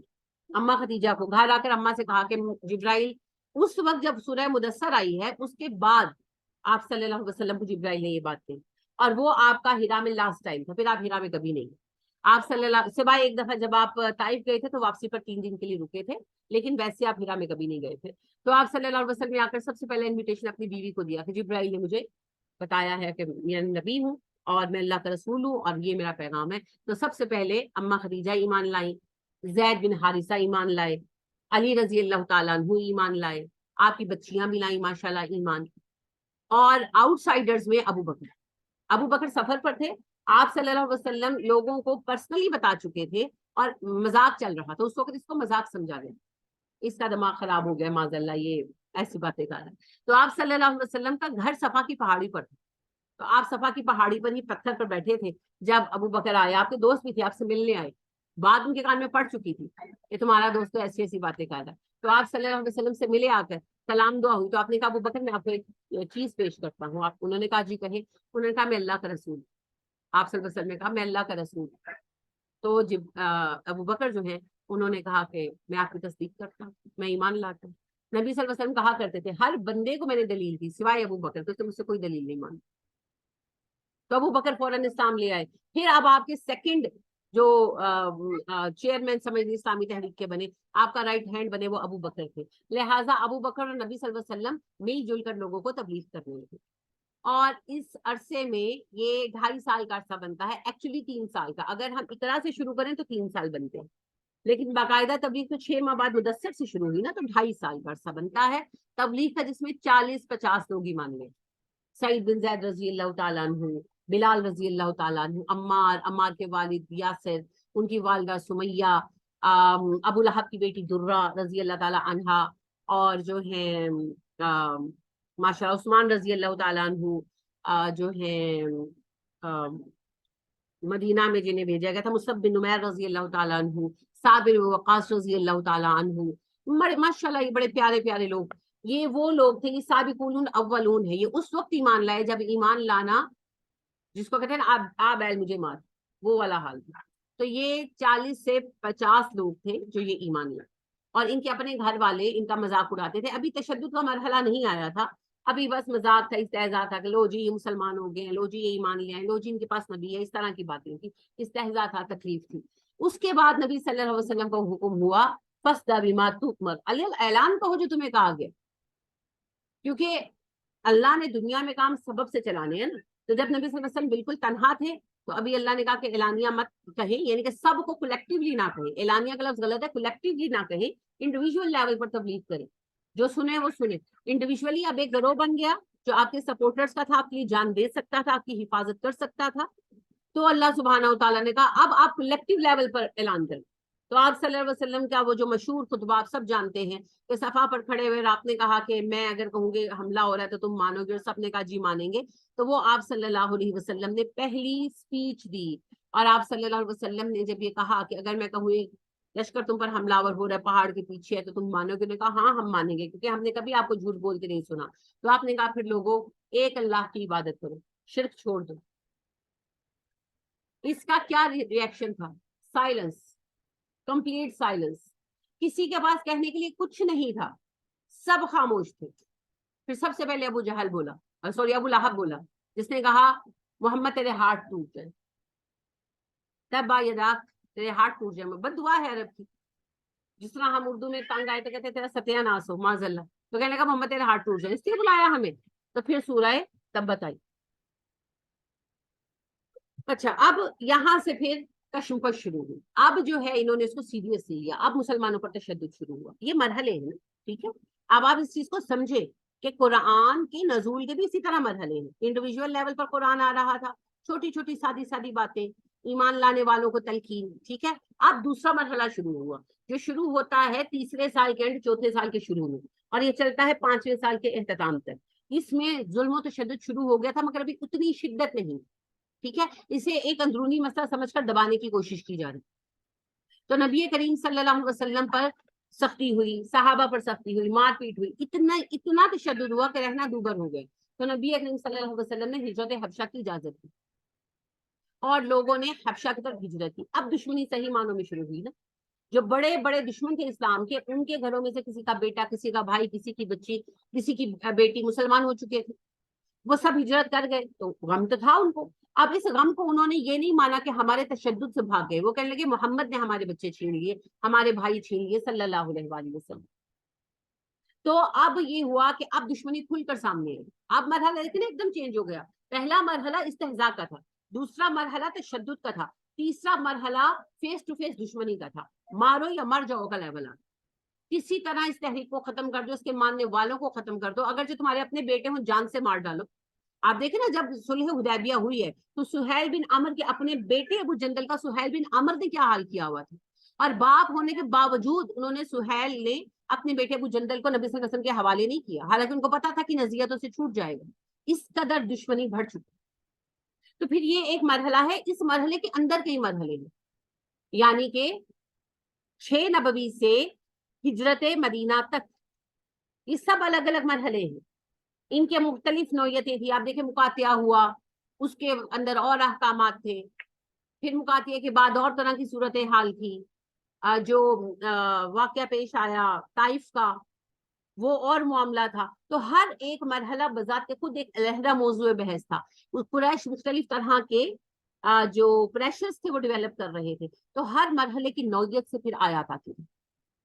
تو مکی زمانے میں 13 سال کی کا یہ زمانہ ہے. اس میں جو صورتیں آئی ہیں انہیں مکی صورتیں کہا جاتا ہے. پہلی بات تو یہ یاد رکھیے، اس سے مراد یہ نہیں کہ پوری صورت مکہ میں ہی آئی ہے. کچھ صورتیں پوری مکہ میں آئی، کچھ مدینہ میں آئی، کچھ تھوڑی سی مکہ میں آئی، تھوڑی مدینہ میں آئی. سب سے بڑی مثال تو خود بقرہ ہے. بقرہ کی آخری 2 آیتیں مکہ میں آ گئی، اور بقرہ کہاں نازل ہوئی؟ مدینہ میں. تو اس طرح کی بہت ساری صورتیں ہیں جو کچھ حصے مدینہ میں، کچھ مکہ میں نازل ہوئے. لیکن عام طور پر جہاں آغاز ہوا ہے، یعنی کہ اگر مکہ میں صورت کا آغاز ہوگا تو اسے مکی مانا گیا، ٹھیک ہے، عام طور پر. دوسری بات یہ ہے کہ چھوٹی صورتیں مکی ہیں، طویل صورتیں مدنی ہیں عام طور پر.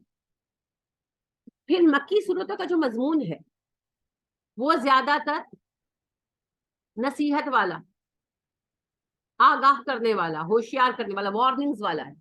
اور مدنی صورتوں میں احکام ہے، کیونکہ مکہ میں کفار کے ساتھ کتاب تھا، انہیں ایمان کی دعوت دی جا رہی تھی. مدینہ میں ایک مسلمان سوسائٹی بن گئی تھی، اب اس کے رولز اور ریگولیشنز طے کیے جا رہے تھے.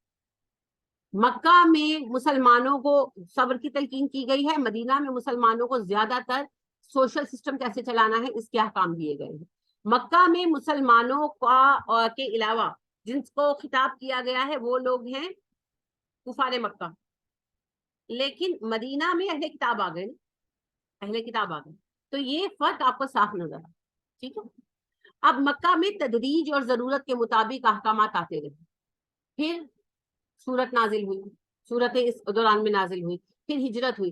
ہجرت کرتے ہوئے رستے میں بھی جو احکامات اور آیات آئی ہیں وہ بھی مکی کہلاتی ہیں. ٹھیک ہے, تو لہٰذا مکی صورتوں سے مراد یہ نہیں کہ صرف مکہ میں, جب آپ صلی اللہ علیہ وسلم رہ مکہ میں رہے تھے, چاہے آپ طائف میں گئے ہو, چاہے آپ مینا میں ہو, چاہے آپ عرفات میں ہو, چاہے آپ ہجرت کے رستے میں ہو, وہ سب صورتیں مکی کہلاتی ہیں. پھر آپ صلی اللہ علیہ وسلم مدینہ تشریف لائے. تو مدینہ جب آپ صلی اللہ علیہ وسلم تشریف لائے ہیں, اب آپ نے وہاں ایک چھوٹا سا مسلمان معاشرہ قائم کیا. اس مسلمان معاشرے کو کیسے قائم کرنا ہے, سب سے پہلی ضرورت کیا ہوتی ہے کسی سوشل سسٹم کی؟ پہلی ضرورت کیا ہے؟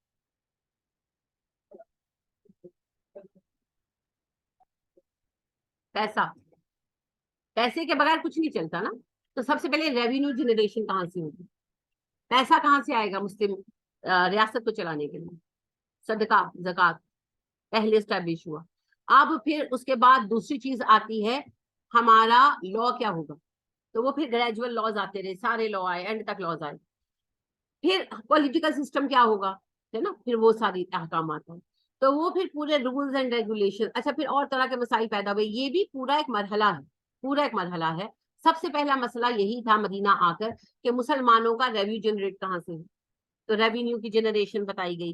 پھر مسلمانوں کے قوانین, پھر جنگیں, تو جنگوں کے اصول کیا ہوں, پھر اہل کتاب کے ساتھ کیسے نپٹا جائے. اچھا, پھر منافق آ گئے, منافقوں سے کیسے نپٹا جائے, منافق عناصر کا کیا کیا جائے. تو ہر مرحلہ خود ایک نیا قدم تھا, اور اس کے احکامات ضرورت کے مطابق اللہ سبحانہ و تعالیٰ دیتے رہے. یہ ہے مدنی زمانہ. تو بنیادی طور پر قرآن کی تقسیم یوں کی جاتی ہے کہ اس کی آیتوں کا نزول آدھا تقریباً مکہ میں اور آدھا مدینہ میں ہوا. مکہ میں نازل ہونے والی صورتیں مکی اور مدینہ میں نازل ہونے والی مدنی کہلاتی ہیں عرف عام میں. لیکن مکہ میں, جیسا کہ میں نے عرض کیا, نازل ہونے سے مراد یہ نہیں کہ آپ مکہ سے باہر نہیں تھے. جب تک آپ کا قیام مکہ میں تھا جتنی وحی آئی وہ مکی صورتیں ہیں, اور جب آپ صلی اللہ علیہ وسلم مدینہ تشریف لے آئے تو جتنی صورتیں آئیں وہ مدنی صورتیں ہیں, اور گریجول ان کی تنزیل ہوئی, ان کا نزول ہوئی. ٹھیک ہے, یہ بات آپ لوگوں کو کلیئر ہو گئی؟ یہاں پر کوئی پریشانی نہیں ہے؟ الحمدللہ. اچھا جی, اب آتا ہے کہ قرآن مجید محفوظ کیسے کیا گیا. کیونکہ ہم یہ مانتے ہیں, یہ ہمارا عقیدہ ہے, قرآن دنیا کی سب سے زیادہ محفوظ کتاب ہے کہ نہیں ہے؟ محفوظ کتاب ہے. تو قرآن مجید جو محفوظ ہے, یہ کیسے محفوظ ہے, اس کی حفاظت کے کیا اقدامات ہوئے؟ سب سے پہلی بات تو یہ تھی کہ جب نبی کریم صلی اللہ علیہ وآلہ وسلم پر وحی آتی تھی, اللہ سبحانہ و تعالیٰ کو یاد کروا دیتے تھے. آپ صلی اللہ علیہ وسلم کو اس میں سے کچھ نہیں بھولتا. تو آپ صلی اللہ علیہ وآلہ وسلم کا اس وحی کو یاد رکھنا حفاظت کا پہلا ذریعہ تھا نا, کیونکہ آپ صلی اللہ علیہ وآلہ وسلم کو وحی یاد تھی, آپ کو سنتے ہی یاد ہو جاتی تھی. جبرائیل آتے, آپ کو پڑھاتے, آپ کو اللہ نے حکم دیا تھا, آپ چپ رہ کر سنتے. جب جبرائیل ختم کر لیتے تلاوت, پھر آپ ایز اٹ از سنا دیتے جبرائیل کو, ماشاءاللہ. پھر اس کے بعد آپ صلی اللہ علیہ وسلم جب جبرائیل تشریف لے جاتے تو سب سے پہلے کاتب وحی جو میسر ہوتے ان کو بلاتے. کاتب وحی بہت سارے رہے ہیں, اور کوئی نہ کوئی لکھنے والا آپ کے پاس ضرور موجود ہوتا. تو آپ صلی اللہ علیہ وسلم پیغام دیتے, اور جو بھی موجود ہوتے وہ آ جاتے, اور ان کو پھر آپ صلی اللہ علیہ وسلم لکھوا دیتے. اور جب لکھوا چکتے تو آپ صلی اللہ علیہ وآلہ وسلم کہتے اب مجھے سناؤ. وہ سناتے, اور اگر کوئی زیر زبر کی کوئی غلطی کچھ ہوتی تو آپ صلی اللہ علیہ وسلم درست فرما دیتے. پھر وہ لوگوں کے سامنے آپ پیش کرتے, اور صحابہ اس کو یاد کرتے. ٹھیک ہے, تو آپ صلی اللہ علیہ وسلم یاد بھی کرواتے تھے, اور جو آپ سے یاد کر لیتے انہیں آپ صلی اللہ علیہ وسلم حکم دیتے آگے یاد کروا لیتے, اور آپ ساتھ لکھوا بھی رہے. ایک بات یاد رکھیے, اس وقت عربوں کے پاس پیپر نہیں تھا, کوئی ٹکڑا مل جائے تو مل جائے. تو لہٰذا چمڑے پر, اونٹ کے شانے کی چوڑی ہڈی پر, کھجور کی چھال پر, کھجور کے پتوں پر لکھا جاتا تھا, اور اسے محفوظ کیا.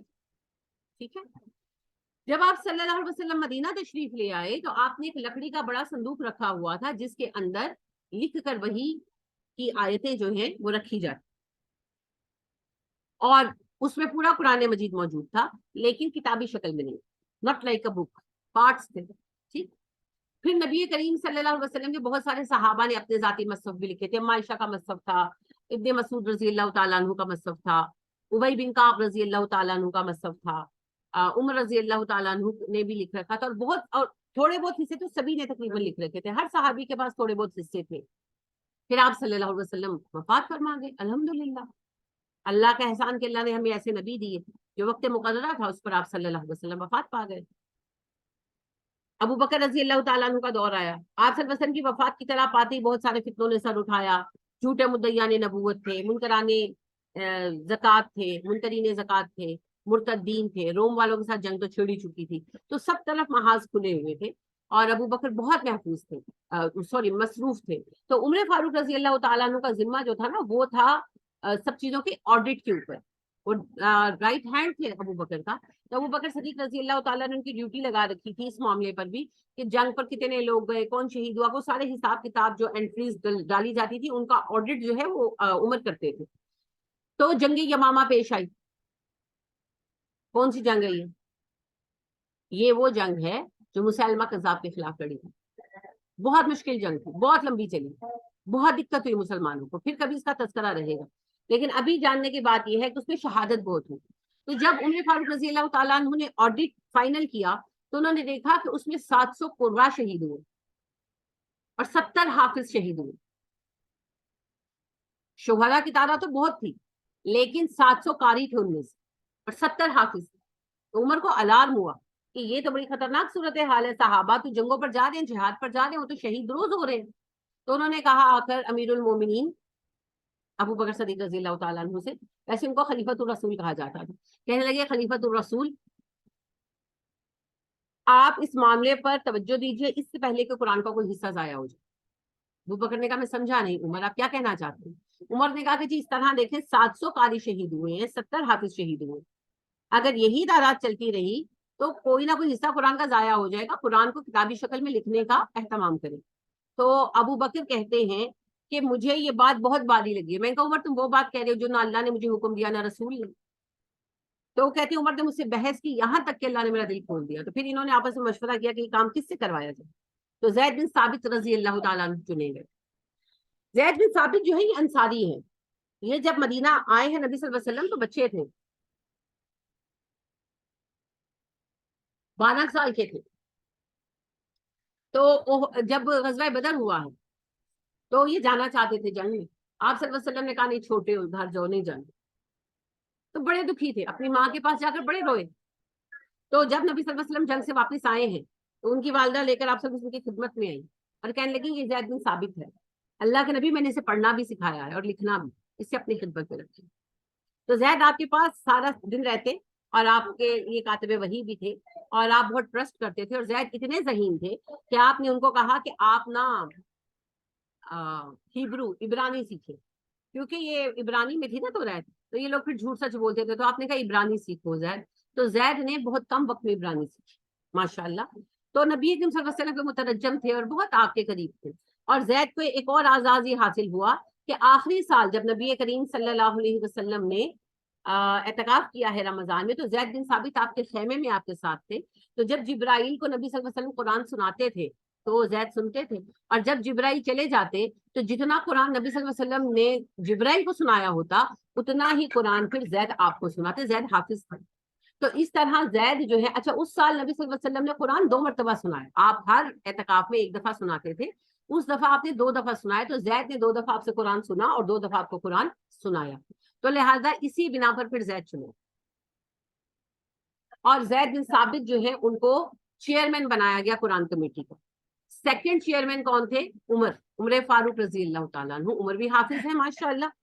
تو اب یہ نہیں کیا گیا, اب دیکھیں کتنا آسان تھا نا قرآن کی کتابت کر دینا. حافظ سے زید لکھ دیتے پورا قرآن, ہے نا. اچھا ایک اور شکل تھی, وہ جو نبی صلی اللہ علیہ وسلم کا لکھا ہوا قرآن موجود تھا پیسز میں, اس کو سامنے رکھ کر لکھ دیا جاتا. نہیں, پوری احتیاط برتی گئی. خود زید بن ثابت حافظ تھے, عمر فاروق بھی حافظ تھے. نبی صلی اللہ علیہ وسلم کا لکھا ہوئے قرآن کے پورا قرآن موجود تھا حصوں میں. اب اناؤنس کر دیا گیا جس کے پاس نبی کریم صلی اللہ علیہ وسلم کے سامنے آپ کے منہ سے بیان کر کے لکھوایا گیا قرآن کا کوئی حصہ موجود ہو, وہ لا کر جمع کرائے. زید بن ثابت کو سمجھ گئے, زید بن ثابت اور عمر فاروق رضی اللہ تعالیٰ عنہ ان کو جمع کرایا جاتا ہے. ہر بندے کا لکھا ہوا نہیں, صرف وہ لکھا ہوا جو نبی صلی اللہ علیہ وسلم کے سامنے کسی نے بیٹھ کر لکھا ہو, آپ نے بتایا ہو, اس نے لکھا ہو اور سنا کر کریکشن کی ہو کہ اللہ کے نبی صلی اللہ علیہ وسلم یہ میں نے فلانی آیت لکھی ہے, یہ صحیح ہے. تو وہ حصے صرف لیے گئے. ٹھیک ہے. اور آپ صلی اللہ علیہ وسلم کے لکھوائے ہوئے حصے بھی نکالے گئے, اور پھر 24 حفاظ ٹاپ کے جو تھے جیسے ابی بن کعب ہیں, عبداللہ بن مسعود ہے, ان سب کو جمع کیا گیا. تو سب سے پہلے جب وہ حصے آتے تو ان کو ٹیلی کیا جاتا نبی صلی اللہ علیہ وسلم کے لکھوائے ہوئے حصوں کے ساتھ. پھر زید بن ثابت اور عمر اپنی یادداشت کے ساتھ ٹیلی کرتے, اور پھر اس کو ٹیلی کیا جاتا ان 24 جو ہے حفاظ, ان کی موجودگی میں ان کے سامنے پڑھا جاتا کہ کوئی اختلاف تو نہیں ہے. پھر اس آیت کو لکھا جاتا کہ یہ ہے سورہ بقرہ کی آیت نمبر 1, یہ ہے آیت نمبر 2. ٹھیک ہے. تو یہ ایک بڑی مشہور بات کی جاتی ہے, اور اس پر لوگ بڑے پریشان بھی ہو جاتے ہیں کہ سورہ توبہ کی جو آخری آیت ہے بڑی مشہور ہے, کون سی ہے؟ لَقَدْ جَاءَكُمْ رَسُولٌ مِّنَ اللَّهِ عَزِيزٌ عَنِتُّمْ. تو یہ جو آیت ہے یہ صرف ابو خزیمہ کے پاس لکھی ہوئی موجود. تو لوگ یہ سمجھتے ہیں کہ اوہ یہ تو مٹنے والی نہیں, ایسی بات نہیں ہے. نبی کریم صلی اللہ علیہ وسلم کے سامنے لکھ کر آپ کو چیک کروائی ہوئی صرف ابو خزیمہ کے پاس موجود, ورنہ تو سب کو پتا تھا. خود زید بن ثابت کہتے ہیں کہ سورہ توبہ کی آخری آیت میں نے نبی کریم صلی اللہ علیہ وسلم کو جو پڑھتے سنا نمازوں کے اندر, وہ ہمیں کسی کے پاس نبی صلی اللہ علیہ وسلم کے سامنے لکھی ہوئی نہیں مل رہی. آپ کے لکھے ذخیرے میں موجود تھی, صحابہ کو یاد تھی, لیکن 4 طریقے رکھے تھے نا ٹیلی کرنے کے. سب سے پہلے نبی صلی اللہ علیہ وسلم کے لکھے ہوئے میں تلاش کرنا, پھر ابو زید بن ثابت اور عمر فاروق رضی اللہ تعالیٰ عنہ کے ساتھ ٹیلی کرنا, پھر 24 جو چنے گئے تھے حافظ صحابہ ان کے ساتھ کرنا, اور پھر چوتھا اس کا ٹیسٹ ہوتا تھا کسی ایسی تحریر کے ساتھ اس کو ٹیلی کرنا جو نبی صلی اللہ علیہ وسلم کے سامنے ان کی موجودگی میں کسی نے لکھ کر ان سے ری چیک کروائی. تو سارا قرآن ہو گیا, اور یہ لکھا جاءکم رسول والی آیت جو ہے سورہ توبہ کی لاسٹ آیت جو ہے یہ کسی کے پاس لکھی ہوئی نہیں مل رہی تھی اس طرح سے. تو اس کو لے کر بڑے فکر مند تھے زید بن ثابت رضی اللہ تعالیٰ عنہ. تو پھر اناؤنس کروایا گیا تو ابو خزیمہ رضی اللہ تعالیٰ عنہ لے کر آئے کہ انہوں نے یہ آیت نبی کریم صلی اللہ علیہ وسلم کے سامنے بیٹھ کر لکھی اور آپ سے کریکشن کروائی تھی کہ میں نے صحیح لکھی ہے.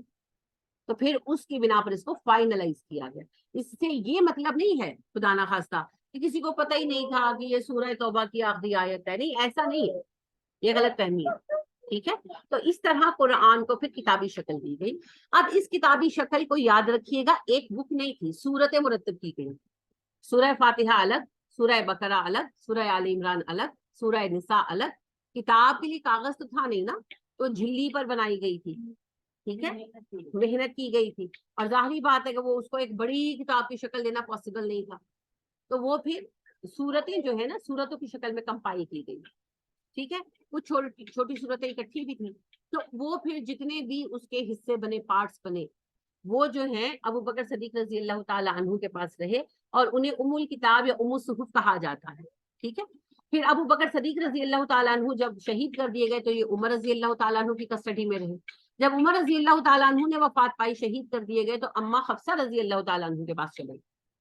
ہماری ماں جو ہے, عمر کی بیٹی, نبی صلی اللہ علیہ وسلم کی بیوی, ہماری ماں, ان کے پاس رہے. پھر عثمان رضی اللہ تعالیٰ عنہ کا دور آیا. آرمینیا کا محاذ چل رہا تھا اور آذربائیجان کا محاذ چل رہا تھا. غیر مسلم بڑی تعداد میں مسلمان ہوئے تھے جو غیر عرب بھی تھے. اب عربوں میں زبان کا ایکسنٹ کا فرق اسی طرح ہے جیسے ہمارا اردو کے ایکسنٹ کا فرق ہے. یہاں پر اردو اور ہے, آپ ذرا فیصل آباد میں چلے جائیں ایکسنٹ اور ہو جائے گا, ذرا آپ پنڈی کی طرف چلے جائیں ایکسنٹ اور ہو جائے گا, پشاور کی طرف اردو کے ایکسنٹ اور ہو جائے گا, دلی والوں کا ایکسنٹ اور ہے, بمبئی والوں کا ایکسنٹ اور ہے, سب اردو بول رہے ہیں. اسی طرح عربوں میں بھی ایکسنٹ کا بہت فرق تھا. ٹھیک ہے. تو نبی کریم صلی اللہ علیہ وآلہ وسلم نے 7 لہجوں پر ہمیں اجازت دی. ٹھیک ہے. یہ تفصیل جو ہے وہ آپ کی تجوید میں آئے گی کیونکہ موضوع تجوید کا ہے. نبی کریم صلی اللہ علیہ وسلم کے پاس جبرائیل آئے اور کہا کہ اللہ نے قرآن کو ایک حرف پر رکھا ہے, یعنی کہ ایک ایکسنٹ میں. آپ نے کہا میں اللہ سے مغفرت مانگتا ہوں اور اس کی رحمت طلب کرتا ہوں, میری امت میں اس کی طاقت نہیں. تو جبرائیل دوبارہ آئے اور انہوں نے کہا کہ اللہ نے 2 لہجوں پر, ان کے 2 ایکسنٹس پر رکھا. آپ نے کہا میں اللہ کی مغفرت اور رحمت کا طلبگار ہوں, میری امت میں اس کی بھی طاقت نہیں. پھر جبرائیل تیسری بار آئے, انہوں نے کہا کہ 3 لہجوں پر رکھا ہے, 3 ایکسنٹس آر الاؤڈ.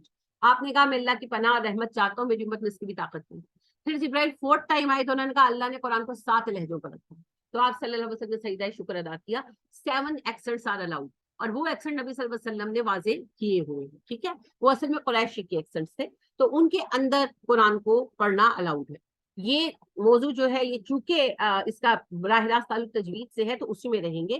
یہاں صرف اتنا سمجھ لیں کہ جب غیر عرب مسلمان ہو رہے تھے تو اب جس سے سیکھا وہ کہتا تھا بس یہی صحیح قرآن ہے. جیسے آپ نماز پہ لڑتے ہیں ہے نا, جس نے سیکھی حنفی نماز تو وہ کہتے ہیں جس نے آمین کہی اس کی نماز تو ہونی نہیں ہے نا, اور جس نے کسی اہل حدیث عالم سے سیکھی تو وہ کہتا ہے تم نے آمین کہی تو تمہاری نماز نہیں ہونی. ویسے عام طور پر وہ کہتے نہیں ہے, لیکن میرا مقصد یہ ہے کہ اس طرح جھگڑا ہوتا ہے. شیعہ کہتے ہیں کہ جب تک کربلا کی خاک نہیں ہوگی سجدہ قبول نہیں ہوگا, تو اپنی اپنی بنائی ہوئی ہے. اسی طرح اب وہ کہتے ہیں ادھورا علم دو دھاری تلوار ہے, وہی معاملہ ہوا, جھگڑے ہونے لگے, بحث ہوتی حد. تو حذیفہ بن یمان رضی اللہ تعالیٰ عنہ سینئر صحابہ میں سے ہیں, یہ آذربائیجان اور آرمینیا کے محاذ پر تھے. انہوں نے وہاں دیکھا کہ جو غیر عرب مسلمان ہو رہے ہیں وہ جس سے سیکھتے ہیں وہ کہتے ہیں بس اسی کی قرات ہے, باقی تو یہ تو غلط پڑھ رہا ہے, اس کی بھی قرات غلط, اس کی بھی قرات غلط, اور ذرا کسی نے بحث کر دی تو کافر ہے نا, جیسے ہمارے یہاں چلتا ہے. جس نے کہا کہ قبر پر سجدہ کرنا جائز نہیں وہ گستاخ رسول ہے, معاذ اللہ, باتیں بنائی ہوئی ہے نا. اسی طرح وہ چیزیں, نفرتیں, گروہ بندیاں, جھگڑے, تو بڑے پریشان ہوئے حذیفہ رضی اللہ تعالیٰ عنہ, کیونکہ ظاہر انہوں نے لشکریوں کو دیکھا, علم تو تھا نہیں لوگوں کو. تو وہ پھر واپس آئے جب, تو انہوں نے کہا حضرت عثمان رضی اللہ تعالیٰ عنہ امیر المومنین جس امت کی خبر لیں اس سے پہلے کہ کتاب اللہ میں وہ اختلاف کریں جو یہود و نصارہ نے کیا. حضرت عثمان رضی اللہ تعالیٰ عنہ نے کہا میں آپ کی بات نہیں سمجھا. انہوں نے کہا کہ امیر المومنین میں آرمینیا کے محاذ سے آیا ہوں اور میں نے وہاں لوگوں کو لڑتے ہوئے دیکھا ہے. جو لب و لہجہ سیکھتا ہے اس سے ہٹ کر اگر کوئی ادا کرے تو وہ اس کو کافر قرار دیتا ہے. تو اس معاملے کا آپ کو خیال کرنا چاہیے. تو حضرت عثمان رضی اللہ تعالیٰ عنہ کے پاس مدینہ میں بھی کچھ واقعات ریکارڈ ہو چکے تھے, یعنی کہ جیسے کسی نے ایک صحابی سے سیکھا, اب ان کو اسی قرات کا علم ہے, کسی دوسرے کی قرات علم میں آئی تو انہوں نے کہہ دیا کہ بھئی یہ تو غلط ہے, چھوڑو ان کو قرات نہیں آتی. تو مدینہ کے اندر بھی جھگڑے ہو چکے تھے, چھوٹے موٹے زبانی کلام میں. تو پھر عثمان رضی اللہ تعالیٰ عنہ نے خطبہ دیا. انہوں نے کہا لوگوں میں مدینہ میں موجود ہوں اور میں نے قرآن کو نازل ہوتے دیکھا, اور تمہاری ایک بڑی تعداد جو صحابہ رسول کی ہے انہوں نے دیکھا, پھر بھی تم لوگ لڑتے ہو قرآن کی قرات کے لب و لہجے پر. تو ان کا سوچو جو غیر عرب ہیں اور انہوں نے قرآن نازل ہوتے نہیں دیکھا. تو ہمیں اس مسئلے کا ایک حل چننا ہو, اور اس کے لیے میں اکابرین کو دعوت دیتا ہوں. تو پھر مجلس شورا منعقد ہوئی, سب سینئر صحابہ جو اس وقت حیات سے بلائے گئے. تو پھر سب نے یہ رائے جو ہے اس پر سب اکٹھے ہوئے کہ نبی اکرم صلی اللہ علیہ وسلم جن 7 حرفوں پر 7 ایکسنٹس پر قرآن سکھایا ہے انہی 7 ایکسنٹس پر قرآن کو رکھا جائے, اور طریقہ کار یہ ہے کہ ان 7 ایکسنٹس پہ قرآن کو لکھوایا جائے اور لوگوں کو اس پر جمع کیا جائے, اور لوگوں کے ذاتی نسخے ضائع کر دیے جائیں. اصل میں جنہوں نے ذاتی نسخے لکھے تھے, کسی نے پورا, کسی نے انکمپلیٹ اپنے لیے, انہوں نے اپنے خاندان کے لب و لہجے میں لکھا تھا, اور اس کے علاوہ 7 تفسیری جملے بھی لکھے ہوئے تھے. تو لہٰذا اللہ نے بہت بڑا کام لیا, اور وہ کام یہ تھا کہ قرآن مجید لکھوایا گیا. ایک قرآن 7 لہجوں پر کیسے جا سکتا ہے؟ قرآن مجید میں سے, یعنی عربوں کا ہی طریقہ تھا, اس کے مطابق کیا گیا, نکات وغیرہ ہٹا دیے گئے. جیسے آج بھی عربی قرآن آپ دیکھتے ہیں نا, اب اس کو مختلف لہجوں پر پڑھا جا سکتا تھا, ٹھیک ہے, لیکن 7 لہجوں پر اسے روک دیا گیا, کنفائن کر دیا گیا. کیسے؟ 7 قاری بھیجے گئے. 7 صوبے تھے اس وقت, اسلامی ریاست 7 صوبوں میں تقسیم تھی. تو حضرت ابو بکر صدیق رضی اللہ تعالیٰ عنہ والا جو ام الصحف تھا اس کو منگوایا گیا اما حفصہ رضی اللہ تعالیٰ عنہ سے. اس کی بنیاد پر 7 نسخے بنوائے گئے, اور ہر صوبے کے حاکم کو ایک ایک نسخہ بھیجا گیا, اور اس کے ساتھ قاریوں کی تعداد بھیجی گئی, اور باقاعدہ انسٹیٹیوٹ میں قاری اور کاتب پرووائڈ کیے گئے. جسے قرآن چاہیے وہ اپنا نام دے کر جائے گا, کاتب اسی نسخے سے کاپی کر کے قرآن دیں گے, اور قاری سکھائیں گے کہ آپ نے کیسے پڑھنا ہے. آپ کے پاس 7 آپشن سے آپ جو چوز کریں گے آپ کو اس پر سکھا دیا جائے. سمجھ گئے آپ؟ یہ بہت مشکل اور بڑا کام ہے, لیکن اس کو کیا عثمان رضی اللہ تعالیٰ عنہ نے. اس کا سیکنڈ سٹیپ یہ تھا کہ وہ جو لوگوں کے ذاتی نسخے تھے نا, جیسے عائشہ صدیقہ رضی اللہ تعالیٰ عنہ کا تھا, اور ابن مسعود رضی اللہ تعالیٰ عنہ, ان سب سے کلیکٹ کر کے, چاہے وہ مکمل تھے چاہے وہ چھوٹے حصے تھے, وہ جلوا دیے. اسی بات کو بعد ازاں حضرت عثمان رضی اللہ تعالیٰ عنہ کے خلاف الزام بھی بنایا گیا تھا. حالانکہ یہ سب صحابہ کا اتفاقی فیصلہ تھا, کیونکہ کسی اور طریقے سے آپ قرآن کو کیسے تلف کریں گے نا, کہیں نہ کہیں سے وہ نکل آئے گا اور پھر بعد میں وسرا بنے گا. اور قرآن کی توہین بھی نہیں ہونی چاہیے. تو وہ نسخے اکٹھے کر کے برن آؤٹ کر دیے گئے تاکہ کل کو کوئی یہ نہ کہ اصل قرآن ایسی تو اصل قرآن ہو. سمجھ گئے؟ تو یہ ہے قرآن کی حفاظت کے مختلف مراحل. پہلا مرحلہ عہد نبوی رہا، دوسرا عہد صدیقی، اور تیسرا عہد عثمانی. لیکن یہ غلط فہمی ہے کہ قرآن لکھا عثمان رضی اللہ تعالیٰ عنہ کے دور میں گیا، لکھا نبی صلی اللہ علیہ وسلم کے زمانے میں گیا. اس کی بک بائنڈنگ جو ہے، کمپائلیشن ایز اے بک، وہ ابو بکر کے دور میں ہوئی اور لہجوں پر اکٹھا نبی صلی اللہ علیہ وسلم نے کر دیا تھا، مگر عوام الناس کو پتہ نہیں تھا. اس کو عوام الناس کو انٹروڈیوس عثمان رضی اللہ تعالیٰ عنہ نے کروایا. اس کے بعد اس پر نقطے لگائے گئے غیر عربوں کے لیے. ٹھیک ہے، عربی میں نقطے پہلے بھی لگائے جاتے تھے، مگر اس ایکسل کے پرابلم کو حل کرنے کے لیے عربوں کے طریقے پر لکھا گیا. جو آپ آج بھی عربوں میں قرآن دیکھتے ہیں اس پر نقطے نہیں ہوتے، تو نقطے لگائے گئے. اس کے بارے میں زیادہ اختلاف ہے. بعض کہتے ہیں ابو الاسود دولی نے اس کو کیا، بعض کہتے ہیں حجاج بن یوسف نے کیا. اصل میں معاملہ یہ ہے کہ کام بڑا تھا، ایک بندہ کر نہیں سکا. ابو الاسود دولی نے شروع کیا، مکمل نہیں کر سکے، حجاج نے اسے مکمل کرایا. حجاج بن یوسف جو تھے انہوں نے 3 علماء کو مقرر کیا اس کام کے لیے، حسن بصری رحمۃ اللہ تعالی علیہ، یحییٰ بن معمر اور نصر بن عاصم لیسی. یہ تینوں بہت بڑے عالم ہیں تابعین میں سے. ان کو مقرر کیا اور انہوں نے اپنے اسٹوڈنٹس کو ساتھ لگایا اور پھر قرآن پر نکات کا کام مکمل کیا. اس کے بعد جو ہیں خلیل بن احمد، انہوں نے اس کے پھر جو حرکات ہیں، پھر حرکات کا کام ہوا. حرکات کے کام کا آغاز جو ہے وہ خلیل بن احمد انہوں نے کیا تھا. انہوں نے حمزہ اور تشدید کی علامتیں بنائی. اور ابو الاسود دولی جو ہیں انہوں نے سب سے پہلے حرکات کے لیے کوشش کی، مگر ان کا طریقہ یہ تھا کہ ضبط کی جگہ اوپر نقطہ، زیر کی جگہ نیچے نقطہ، اور تنوین کی جگہ 2 نقطے، اس طرح سے تھا. اور جو وہ ہوتا تھا پیش، اس کی جگہ گول بندی سی ڈالتے تھے.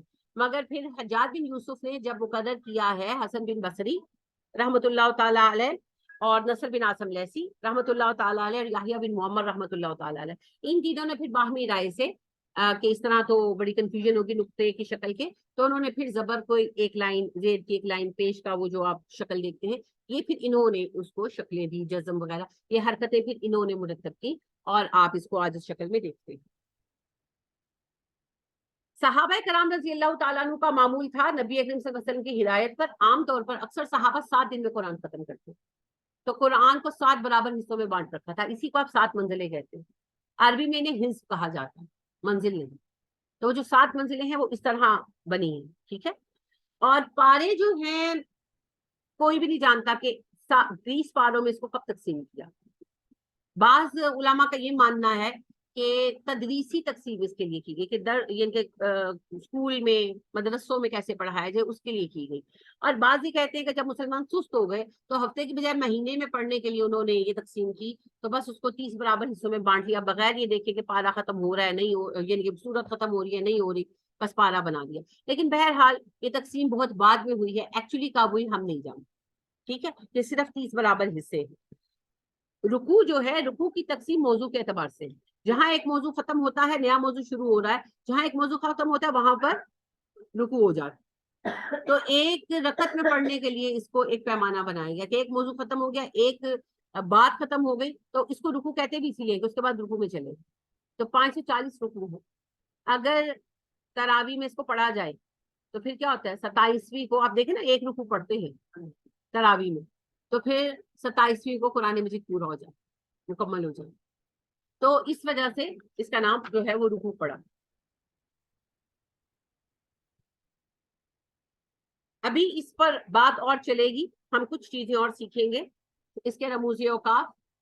ٹھیک ہے، اور قرآن پڑھتے ہوئے کچھ اہم باتیں کہ ہم قرآن کی اسٹڈی کرتے ہوئے کون سے موضوعات ذہن میں رکھیں گے. تو انشاءاللہ اس پر کل بات کنٹینیو ہوگی. آج میں نے آپ کا ٹائم جو ہے 11:35 تک لے لیا ہے، کیونکہ مجھے پتا تھا سوالات تو ہیں نہیں، سبق بھی نہیں سننا، تو اس لیے میں نے تسلی کے ساتھ اپنا ٹائم اویل کیا ہے. اب اگر آپ کچھ پوچھنا چاہیں تو پوچھ سکتے ہیں، یا یہاں تک آپ کو کوئی بات سمجھ نہیں آئی تو وہ پوچھ سکتے ہیں. آج جو ہم نے ڈسکشن کی ہے اس کا جو نچوڑ ہے، لب لباب ہے، وہ کیا ہے؟ قرآن مجید کیا ہے؟ کلام اللہ. قرآن مجید کا سورس وہی ہے. قرآن مجید کا میڈیم نبی کریم صلی اللہ علیہ وسلم ہے ہمارے لیے. قرآن مجید کا نزول تدریج کے ساتھ ہوا. قرآن مجید تدریجاً نازل اس لیے ہوا تاکہ ضرورت کے مطابق احکامات آ سکیں۔ قرآن کی حفاظت کے انتظام خود اللہ سبحانہ و تعالیٰ نے فرمایا۔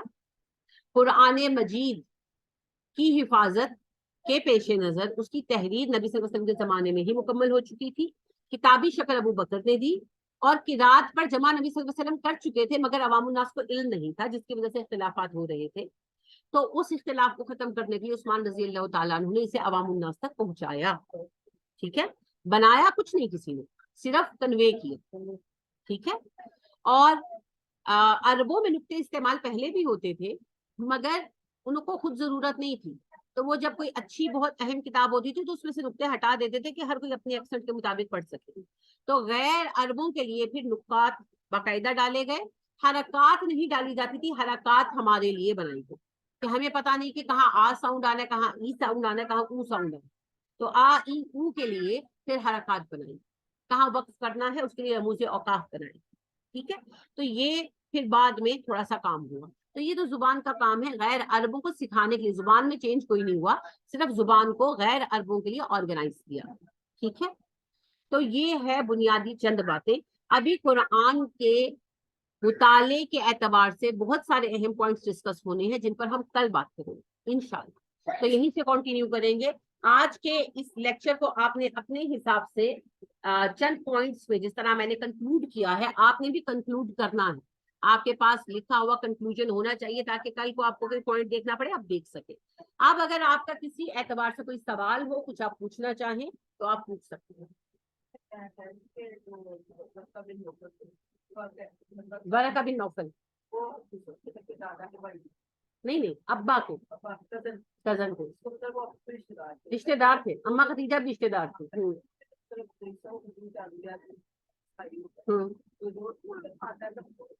کسی نے نہیں، خود ورقہ کے فیملی میں سے بھی کسی نے قبول نہیں کیا تھا۔ ورقہ کو وہ کہتے تھے صابی ہو گیا، لیکن وہ بہت اچھے بے ضرر سے آدمی تھے تو پھر کچھ نہیں کہتے تھے، اور انہوں نے پھر تبلیغ بھی نہیں کی تو ان کو بھی پیچھا تو چھوڑ دیا، مگر کہتے تھے یہ تو پاگل ہے، صابی ہو گیا، ان کو دیوانہ اور صابی کہتے تھے۔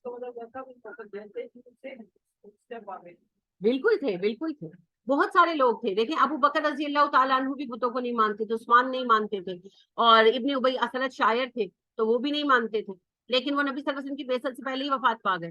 آپ سے پوچھا گیا کہ وہ تو توحید پرست تھے تو ان کا کیا ہوگا، آپ نے کہا وہ ایک علیحدہ گروہ کی طرح اٹھائے جائیں گے۔